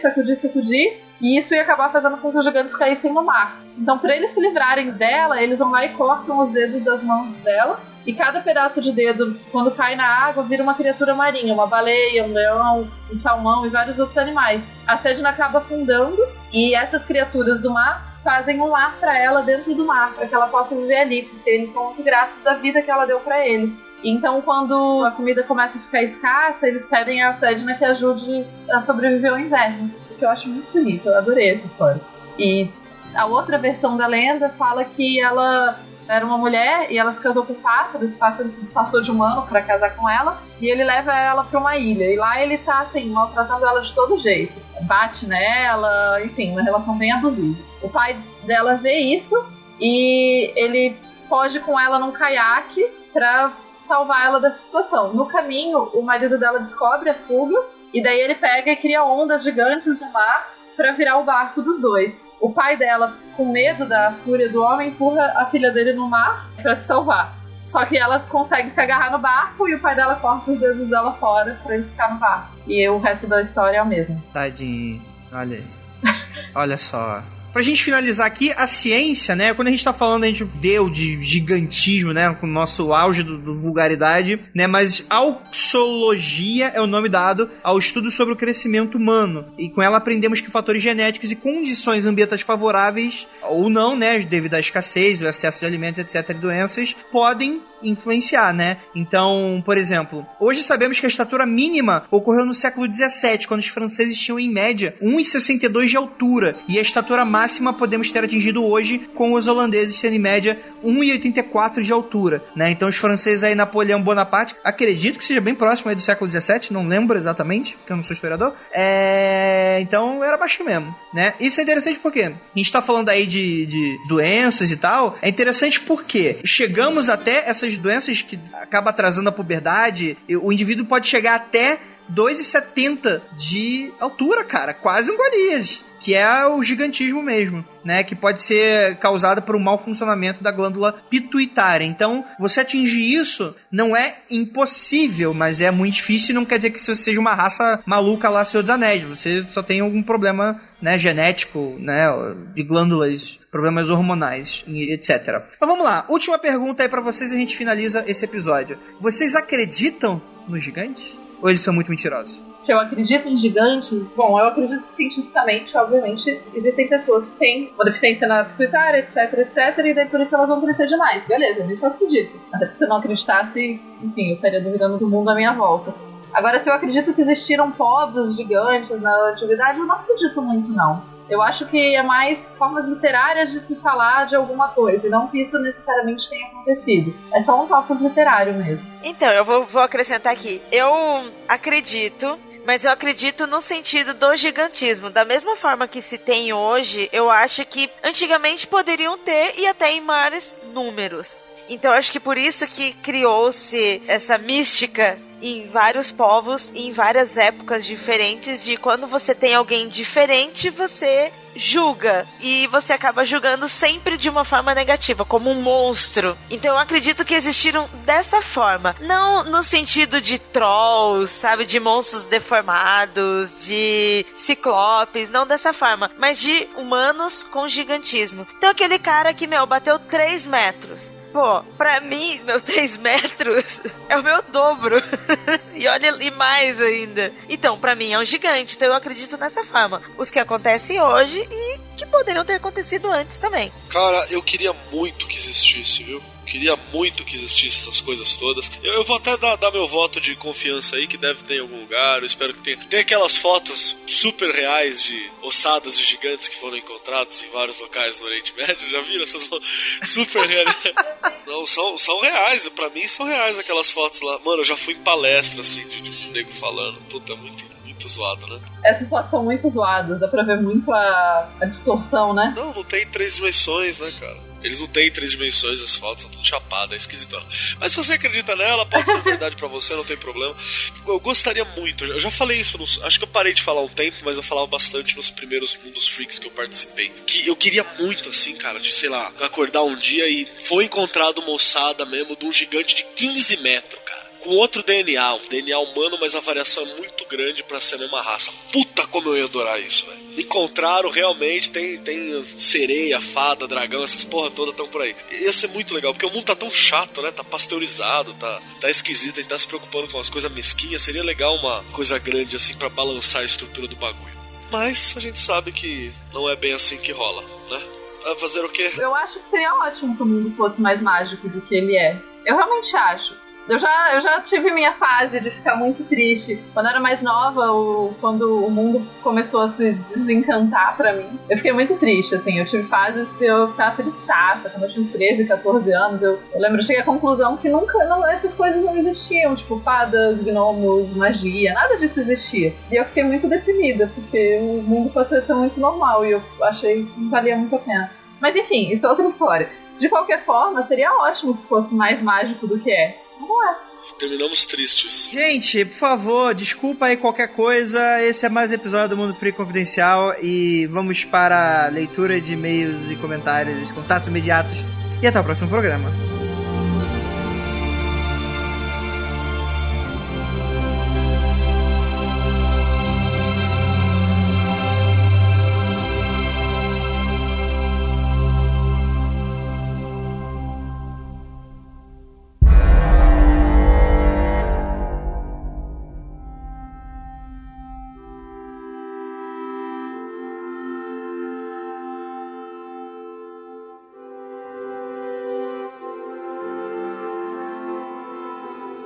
E chegamos aqui agora no momento de contatos imediatos, nosso momento de leitura de feedback e e-mails e comentários e tudo mais que chegam aos nossos olhos e ouvidos. Porque é assim, galera, a gente comenta as coisas e muita gente adiciona à discussão. E por isso que esse momento é tão necessário, né? Porque, pra falar a verdade, eu nem gosto. Cara, eu tô numa pegada muito vibe deixa pra lá, sabe? Tipo, eu sou contra a maioria das leituras de e-mail. Mas aqui, meio que eu gosto de fazer, porque é tanta edição, tanta coisa interessante, tantas pessoas diferentes que adicionam coisas diferentes, vertentes diferentes aos nossos pensamentos, que é sempre muito mais enriquecedor. E temos aqui ela, a lindíssima Tupá. Olá a todos. Tão legal. Eu me empolgo muito lendo comentários. Eu me empolgo muito fazendo tudo de podcast, né? E aí, Mundo Freak me deixa super empolgado. Olha aí. Daqui a 2 anos tu vai estar mandando eu tomar no cu. Ah, André, não quero mais gravar essa porra. Sai daqui. Acho que não, mas enfim, a gente pode fazer uma aposta. Vamos apostar então. Vou casar vintão aqui no chão e vamos ver. Vintão, tá apostado. Daqui a 2 anos a gente vê. Só que é 20 reais, tá? Porque se for 20 libras eu tô fudido. Tudo bem, 20 reais. Tá apostado 20 reais. 20 libras daqui a 2 anos eu não vou ter 20 libras comigo. Ah, é? Porque daqui a 2 anos eu pretendo estar de volta ao Brasil, então. Olha aí! Então muito provavelmente será um freakout com a Tupá, hein? E aí, vamos. Provavelmente não daqui a 2 anos, eu pretendo voltar antes. Sim. Então, vambora. Bem, bora. A gente leu aí os comentários, né? A gente vai ler os comentários aí do último episódio, que foi o do Shadow People. E galera, o pessoal se empolgou demais. Era um episódio muito esperado, né? E muita coisa pra adicionar. Eu só vou reiterar uma parada, gente. Se você tiver algum relato do estilo aconteceu comigo, manda lá pro nosso e-mail. Um assunto aconteceu comigo, tá certo? Não vai ser agora que a gente vai ler, tá uma fila enorme, a gente tá lendo de junho do ano passado ainda, mas uma hora a gente chega no teu, se o seu for bacana, né? Se não for bacana, a gente vai... Se não for bacana, a gente manda pro Marcelinho ler os e-mails, que tem alguns que estão chegando desse nível. Enfim, então eu só queria deixar isso claro que, tipo, a gente não vai ler tantos relatos assim. Vou escolher um ou outro pra representar, mas não vai ser o momento de ler agora. E você, senhorita Tupá, o que você achou do episódio? Eu achei mó legal. Essa coisa de Shadow People e, enfim, Shadow Person e tudo mais, eu acho muito interessante. Acho que quem nunca, né, viu um do canto do olho, andando pela casa. Eu acho que todo mundo tem história e experiências com eles. Então eu achei massa o cast. Se eu acredito ou não acredito, eu não sei. Se é pareidolia, etc. Enfim, mas eu gostei. Excelente. Então, eu vou pegar aqui o comentário do Daniel Freire. Ele fala o seguinte: muito bom episódio, excelente como sempre. Só as imagens que não tem como acreditar mesmo. A galera faz montagens com spray do pente, haha. O filme que foi citado pelo Pablo é o They Live, ou Eles Vivem, de 1988, do John Carpenter. Cara, John Carpenter é sinistro, eu não vi esse filme não, mas eu curto muito o trabalho dele. E valeu, Penumbra, pela iniciativa. Olha aí, agradecendo aí a Penumbra que está sempre aí com a gente. Bem, vamos lá. Paulo Gomes. Eu com 15 anos foi a primeira vez que vi, é diferente do que foi dito, estava bem acordado, estava bem iluminado, na época não sabia o que era. A segunda vez foi no ano passado, estava deitado na cama e senti algo subindo em minhas pernas. Tentava me mexer e estava paralisado. Foi quando percebi um tipo de óleo petróleo subindo e entrando nas minhas narinas e boca. Senti que estava me afogando e desmaiei. Quando acordei estava tudo normal. Gente, que sinistro. Nossa. Sinistro. A terceira vez foi recente, acho que faz umas 3 semanas. Tinha chegado tarde, de noite em casa, minha esposa e filho estavam dormindo, preparei minha janta e liguei a TV para assistir algo enquanto comia. Me sentei no sofá e tive de me levantar novamente porque esqueci de pegar meu copo de suco. Quando senti novamente e olhei em direção da TV, tinha uma sombra enorme. Onde seriam os olhos, apareciam 2 pontos vermelhos, como se fossem 2 pequenas chamas. Devia ter quase 2 metros e parecia que usava um chapéu de aba. Ele era a mesma coisa que havia visto quando eu tinha 15 anos. Essa droga fica aparecendo pra mim de tempos em tempos e eu não sou o único que já vi isso na minha família. Meu irmão Gabriel vê isso desde os 5 anos de idade. O motivo dele sempre ter dormido na minha cama com medo. Sei lá o que é isso. Problema mental ou demônio, mas quando isso aparece e o ar fica pesado, a luz parece diminuir, não é um problema de energia em casa, mas como se um tipo de neblina dificultasse a iluminação. E o sentimento de medo e pavor, aquilo olhando nos seus olhos e você lá parado por causa do medo. Aí ele vira pra parede, entra nela e desaparece. Mano, que droga de bicho é esse? Tem um documentário no Netflix sobre o assunto, de paralisia do sono e Shadow People. Não lembro o nome, mas é muito bom. Impressionante, cara, impressionante. É impressionante. Acho que alguns aspectos são bem interessantes e saltam os olhos, assim. Por exemplo, a questão de ter visto mais de uma vez, a questão de estar bem acordado quando aconteceu, então isso já exclui a ideia de paralisia do sono. Se você está bem acordado, não dá pra ser paralisia do sono. E como no relato dele dá pra ver que é uma coisa muito física e muito presente. Não é aquela coisa que você viu de canto de olho, que eu falei que quem nunca, né? Mas não é só uma coisa que você vê de canto de olho, é uma sombra mesmo presente, uma coisa que tá ali. A ideia dos olhos vermelhos é interessante. E aparecendo na frente, em direção à TV, o que pela descrição toda tem uma iluminação boa no lugar e etc. Agora, uma explicação lógica e cética pro fato, não tenho tenho certeza. Eu não efetivamente acredito em Shadow People, mas eu sou muito cética, né? Não, mas assim, eu acho que o que você acredita, você acaba vendo. E tem fenômenos, eu acho que tem fenômenos que a gente não explica no mundo. Não quer dizer que eles sejam necessariamente sobrenaturais, mas tem fenômenos que a gente não sabe explicar no mundo. E mais do que isso, parece ser muito chato ter um bichinho desse te perseguindo. Eu procuraria alguém pra conversar sobre o assunto. Sim, com toda certeza. Vamos ler aqui o comentário do Yuri Schultz. Acho que é assim que se fala. Ouvindo o cast só agora, mas adiantando uma curiosidade sobre, conheço um cara que na verdade é meu BFF, uma daquelas pouquíssimas pessoas que temos na vida na qual confiamos de olhos fechados. Esse cara, há mais ou menos uns 11 anos atrás, passou por um evento que na época ninguém soube explicar. Na época não tínhamos esse bombardeio de informações que temos hoje. Eu acredito também que o termo Shadow People não era muito comum 11 anos atrás, né? Sobre o que ele passou, ele afirma que acordou em algum momento da noite e ao se virar na cama e abrir os olhos, havia uma pessoa sentada no criado mudo dele, mas não havia feições. O ser era apenas algo preto sólido, onde era possível identificar que era uma pessoa através dos contornos, e essa coisa possuía um boné, ou algo que fez lembrar o famoso Hatman. Enfim, é um caso de uma pessoa que eu confio bastante. Olha aí, ó, fica aí o relato então. Eu acho que os relatos de Shadow People, seja lá qual foi o nome que se usava antes, porque, enfim, Shadow People eu acho que é realmente um nome que a gente usa há pouco tempo, eles costumam ser muito semelhantes, né? Você sempre tem... os elementos são muito parecidos. Agora, se tem uma explicação sobrenatural que une todos eles, ou se é só uma coisa da nossa mente pregando peças, não dá pra ter certeza. Sim, com toda certeza, né? E é interessantíssimo, cara. Ainda mais que o cara viu... O Shadow People tinha boné de aba reta ou aba normal? E se fosse aba reta, seria o primeiro Shadow People, mano, né? Zona Leste, né? Identificado. É interessante. Mas eu acho que o mais importante aqui, fora o Shadow People humano, é que eu acho que são experiências sinceras. Eu acho que não são experiências que as pessoas inventam. As pessoas veem. Só qual a explicação pra isso que é difícil de saber. Sim, sim, sim. Daniel Leidson, foi mal. Ainda estou na metade do episódio, então se falarem isso mais à frente, relevem. Pelo menos em um caso, que é o do avistamento de um rato barata de sombras, parece que isso é mais fácil de explicar. Os nossos olhos possuem células chamadas bastonetes, que conseguem detectar movimentos muito rápidos, mas apenas na cor branca, preto e tons de cinza. Essas células estão mais concentradas nas bordas das retinas, o que faz com que esses ratos, entre aspas, quase sempre sejam vistos de canto de olho, como se diz popularmente. O fato de parecer com um rato correndo bem rápido no canto da sua vista é porque quando viramos a cabeça, mas o olho continua acompanhando um certo ângulo, tem-se a ilusão de que algo está fugindo à vista. E é algo que, pelo tamanho, se assemelha a um rato. Como geralmente se vê isso contra a luz, a única cor em que isso aparece é preto ou cinza. Interessante isso. Olha aí. Eu já perguntei isso a um oftalmologista e ela disse que isso é bem comum e que pode ser algum desequilíbrio passageiro na quantidade de bastonetes ou até mesmo ansiedade, fazendo com que os olhos detectem movimentos falsos. De novo, isso acontece apenas de canto de olho. Por isso que, pelo menos nesse caso, tem essa explicação científica. É por isso que eu achei tão interessante o primeiro relato, porque, como ele falou, não é uma questão de que ele viu de canto de olho, já não dá pra ser essa mesma coisa. Mas interessante.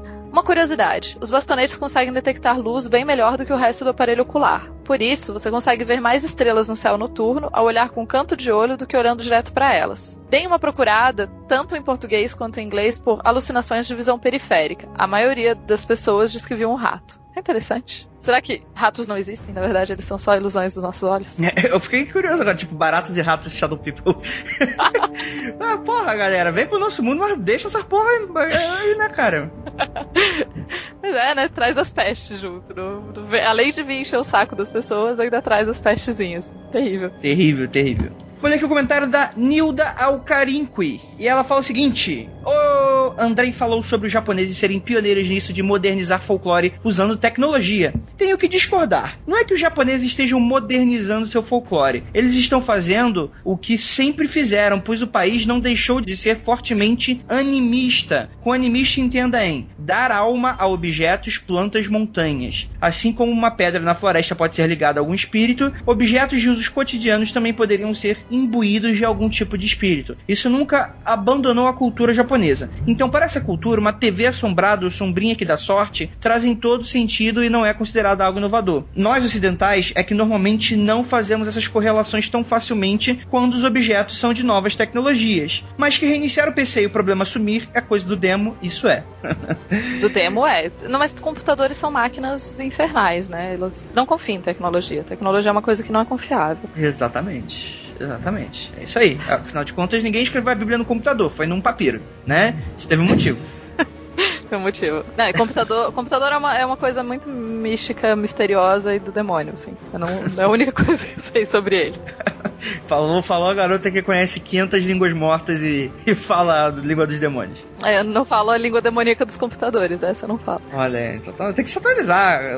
Pô, faz aí aqueles cursos EAD brasileiros, de curso de linguagem demoníaca de computadores.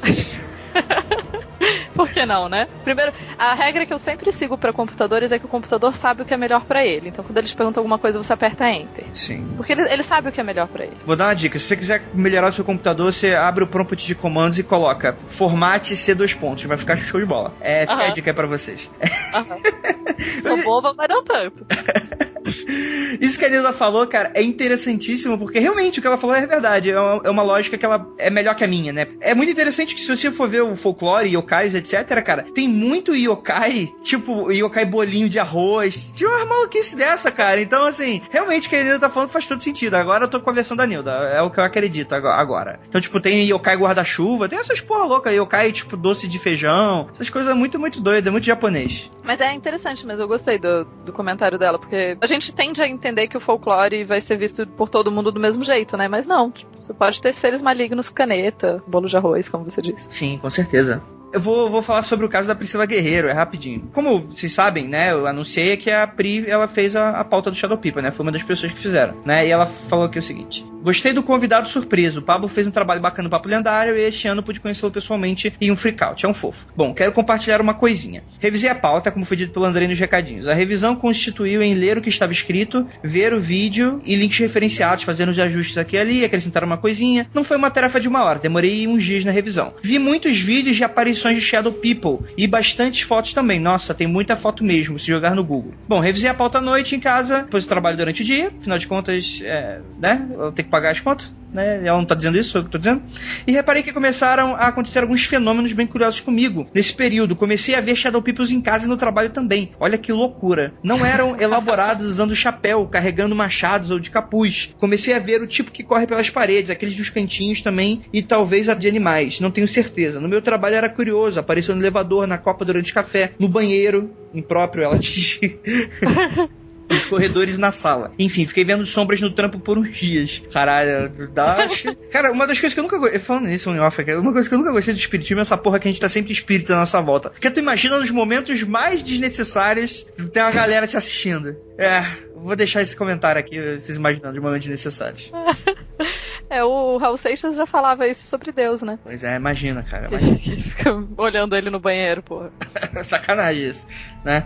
Vamos lá. Em casa, na janela do quarto, no meu cantinho da estante, perto da gatinha. Esse dia foi louco. Enfim, depois de uns dias e alguns filmes leves, passou. Algo interessante desses dias é que passei por períodos bem cansativos no trabalho, no trânsito também, e pode ter colaborado. Sou uma pessoa que tende muito ao ceticismo e acho que vi Shadow People porque eu estava cansada e influenciada por tantas fotos e vídeos que eu vi. Olha, Pri, eu não sei como é que funciona, porque pra mim isso nunca aconteceu, né? E olha que influenciado eu já fui, cara. Eu já dormi com medinho de filme, então nunca vi nada.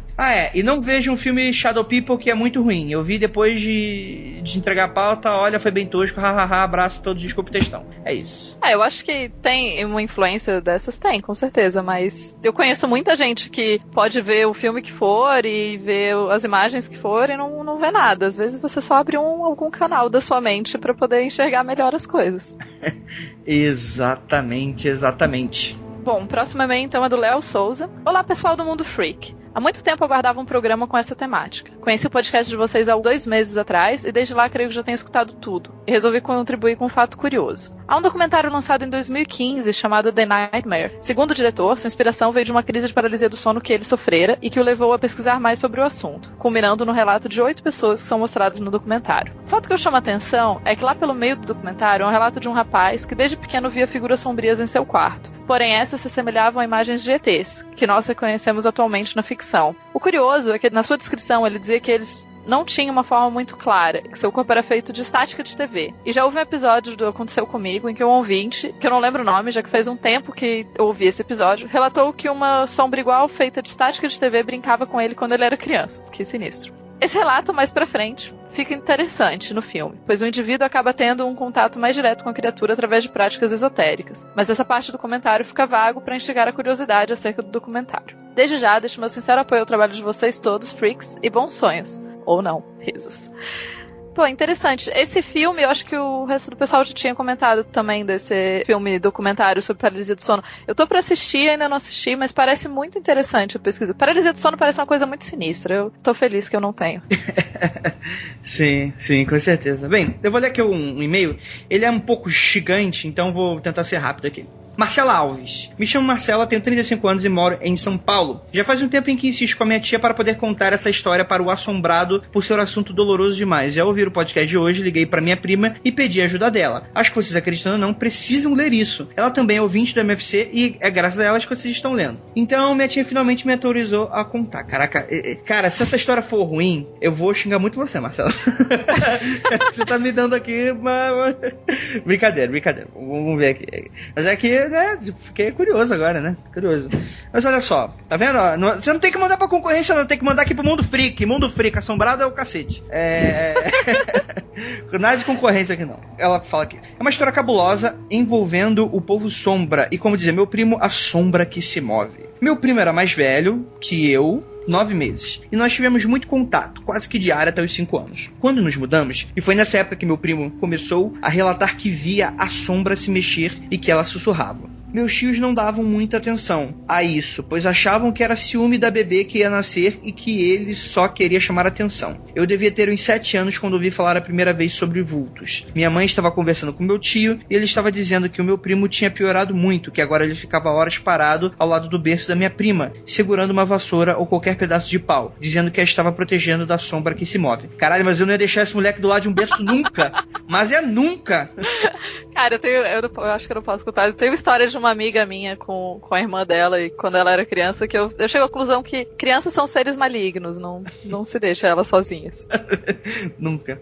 Enfim. Ele não permitia que ninguém apagasse a luz à noite. Tinha sempre um abajur aceso em cada cômodo da casa, pois dizia que isso afastava a sombra. Ele acordava à noite, pelo menos umas 4 vezes por semana, aos gritos, e dizia que a sombra estava em cima dele, que segurava os braços e as pernas que o sufocavam. E isso começou a acontecer constantemente, mesmo de dia. Ele via as sombras querendo entrar pela janela e apontava para lugares claros, e o horror estava estampado nos olhos dele. Meus tios não sabiam o que fazer. Levavam à igreja, benzedeira, centro espírita, fizeram sessões de limpeza na casa na tentativa de expulsar os demônios que estavam atormentando a vida dele, mas nada resolvia. A cada dia era um dia de agonia. Aos 9 anos, o médico diagnosticou ele com esquizofrenia severa e passaram a medicá-lo com remédios extremamente fortes. Não tenho muita lembrança dele nessa época, pois ou ele estava dormindo, assistindo TV ou dopado, ou seja, acordado, mas completamente alheio ao que acontecia. Ele não conversava, era muito fechado, nunca queria alguém perto dele, mas me lembro muito bem que ele tomava muitos remédios, e me lembro disso porque minha tia tinha um baú grande e era todo envelhecido, que eu sempre queria mexer no baú e ficar admirando ele em cima do guarda-roupa, mas minha tia não deixava eu abrir porque era nele que guardava os remédios. Muitas vezes, mesmo dopado, ele ficava com o olhar parado em um canto, se encolhia, fechava os olhos e muitas vezes chorava em silêncio, mas se viu o medo que estava sentindo. Aos 15 ele começou a ter crises de pânico, os remédios não mais faziam efeito sobre ele e muitas vezes apareciam arranhões por todo canto. E ele dizia que a sombra maior agora conseguia tocá-lo, e os ataques estavam cada vez mais frequentes. Meus tios não conseguiam contê-lo e passaram a administrar cada vez mais medicamentos para mantê-lo dormindo. E jamais pensaram em interná-lo, e minha tia fez curso de enfermagem para poder cuidar dele em casa. Muito legal da parte dela, inclusive. Caralho. Uma vez minha prima teve uma febre sem explicação e começou a convulsionar. Ele começou a gritar sem rumo, que o trato era não tocar em nenhum deles, que ele faria o que eles queriam, mas não tocassem nela, como se ele estivesse falando pra alguém. Minha tia conta que no mesmo instante a convulsão parou e que 2 horas depois minha prima estava ótima, como se nada tivesse acontecido. Meus tios entraram em desespero querendo saber qual era esse trato, mas ele não contava e dizia que não precisava se preocupar com ele, que todos ficariam bem. Isso aconteceu quando ele tinha 16 anos. Caraca, a história tá ficando boa. Caralho.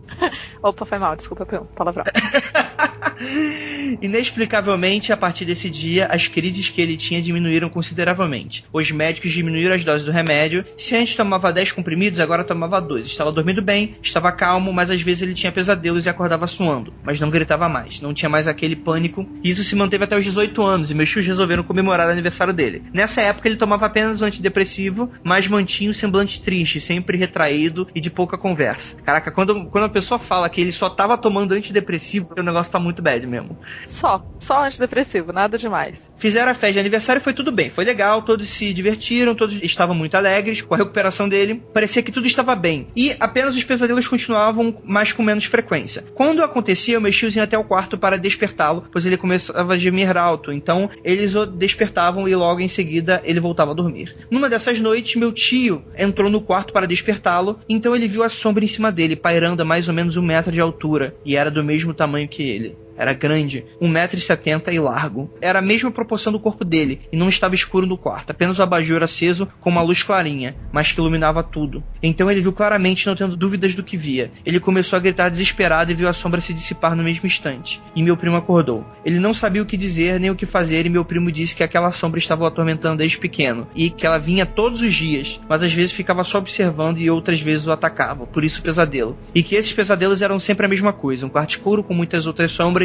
que sugavam a alma dele. Que aquilo doía, mas ele mantinha a voz dele presa. Por isso ele não gritava mais. Meus tios passaram a revezar a dormir no mesmo quarto que ele. Meu tio foi o que mais presenciou esses ataques. Minha tia chegou a ver algumas vezes e então eles passavam a acreditar no filho. Pouquíssimo tempo depois resolveram mudar para outro lugar bem distante para ver se isso parava, pois começaram a acreditar que a sombra estava relacionada à casa e foram morar em Minas e eles queriam acreditar que tudo ficaria bem. No terceiro dia que eles estavam na nossa nova casa, meu primo acordou aos gritos, dizendo que estava cansado de tudo aquilo, que tinha que acabar logo, porque Deus permitia uma coisa dessa e que ele havia feito de tão grave para merecer isso. E os ataques noturnos e de pânico voltaram. Uma semana depois ele conseguiu abrir a caixa de remédio que ficava trancada no cadeado e se matou com uma dose enorme de tranquilizante. Caralho, agora eu fiquei na bad, cara. Eu fiquei triste, cara. Eu também. Eu tô quieta justamente por isso, porque eu fiquei na bad também. Caralho. Ele mal sabia escrever, mas deixou uma carta pedindo perdão para os pais e disse que não aguentava mais lutar com aquilo e não queria que a família continuasse a sofrer daquele jeito. E que o trato que ele tinha feito com a sombra é que ela podia fazer o que fosse com ele, contanto que deixasse a família em paz. É uma história triste e longa, não sei se vocês vão ler, mas precisava contar. Meus tios passaram anos acreditando que o filho sofria de uma doença, mas eles presenciaram os ataques e não só uma vez. Se alguém tiver alguma explicação que possa dar um pouco de conforto, por favor, tente, pois nada dói mais do que ver um filho sofrer e morrer sem saber por que isso acontece e sem conseguir impedir o sofrimento. Bem, eu só queria deixar claro que eu não sabia qual era a conclusão do e-mail antes de eu terminar de ler. Então eu tô lendo aqui na Surprise. Mas, cara, que história, cara. Que história intensa. Marcela, não sei se você deixou claro que se queria que eu apagasse seu nome, etc. Mas acho que não. Você não falou nada sobre isso. Mas, cara, que história forte, cara. Eu não tenho nem mais muito a comentar, né? Tu passa, tem alguma coisa a comentar? Não, eu tô triste, só isso. Eu acho que é isso mesmo. É uma história muito forte. É uma... Pô, não dá pra... Existem mais mistérios entre o céu e a terra mesmo do que possa supor nossa vã filosofia. Não dá pra dizer que uma coisa ou que outra. Mas muito triste. Sim, sim. E que é difícil, né, cara? Não tem como a gente falar, né? Porque, tipo, nesse tipo de história, quando o assunto é mais sério, quando a gente fala, a gente brinca bastante, etc. Mas porque a gente considera como um entretenimento e tal. Mas a gente sabe que isso, muitas vezes, acaba influenciando a vida de pessoas de alguma forma, né? Como foi nesse caso, né?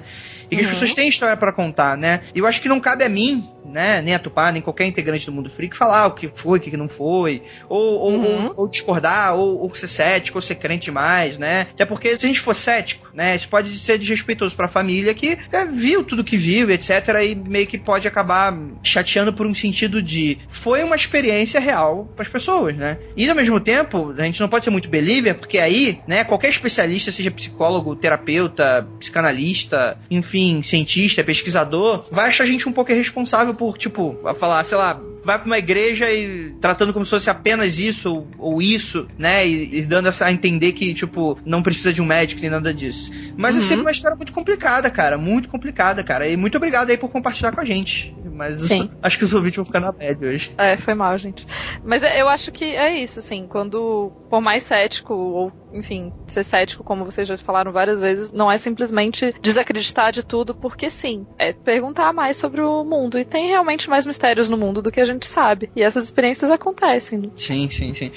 Não só isso também, né? Tem a questão de, esse tipo de coisa, tipo de relato mostra que, eu não sei se eu vou ser muito claro no que eu vou falar agora. Mas, a gente precisa sempre estar estudando mais. Uhum. E isso eu acho interessante, né? Deixar um pouco o orgulho de lado, né? Se você for muito believer na coisa que você acredita, se você for muito cético na coisa que você acredita, saber que a religião não tem todas as respostas, saber que a ciência não tem todas as respostas. Eu acho que a gente se colocar dessa forma, eu acho que é sempre essencial. Todo mundo tem a aprender com os dois lados. Não tem nenhum lado que esteja completamente certo, nenhum lado que esteja completamente errado. Tem debates válidos nos dois pontos. A ciência, em geral, eu acho que ela peca muito por ignorar muitos dos fatos religiosos. Assim como a religião ela também peca por ignorar algumas questões da ciência. Enfim, só falta diálogo. Cara, assim, vamos finalizar esse podcast na good vibe? Vamos? Vamos. Como? Vou contar uma piada. E aí o pessoal vai ficar mais good vibe e todo mundo fica good vibe. Vamos lá. Na delegacia, entra uma mulher e fala: seu delegado, meu marido saiu de casa ontem à noite, disse que ia comprar arroz e até agora não voltou. O que eu faço, doutor? Aí o policial fala: sei lá, macarrão.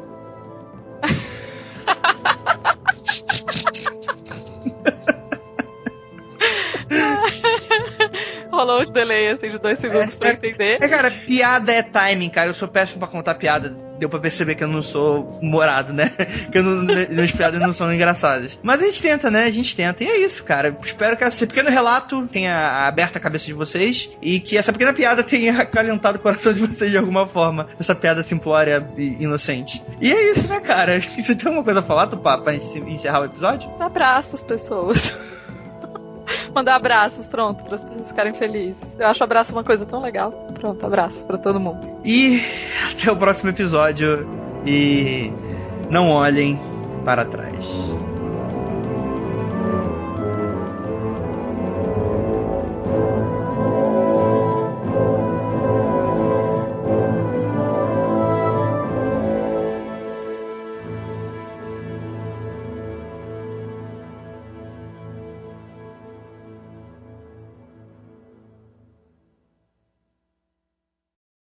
Viu como tem gigante famoso? Viu? Golias todo mundo conhece, né? Viu? Ó a celebridade. Da escolinha do professor? Nossa! Nossa! Ei, eu vou até mandar aqui. A idade, hein? Eu acho esse um campo muito perigoso a gente ficar falando de Game of Thrones e pode dar spoiler. Ah, tá, desculpa. Eu pensei que a Tupá fosse falar uma parada séria. Sim, cara, que susto! Na hora que ela falou, a gente não pode ficar falando de Game of Thrones, eu pensei, caralho, o que que tem na série de incógnito que eu não vi? Olha, Aí eu já tava desesperado, o que eu não estou vendo? Eu acabei de me segurar pra não dar spoiler do que caiu na internet, lógico que não é confirmado. Tanto do Star Wars 8 quanto do Game of Thrones, cara. Me segurei bonito.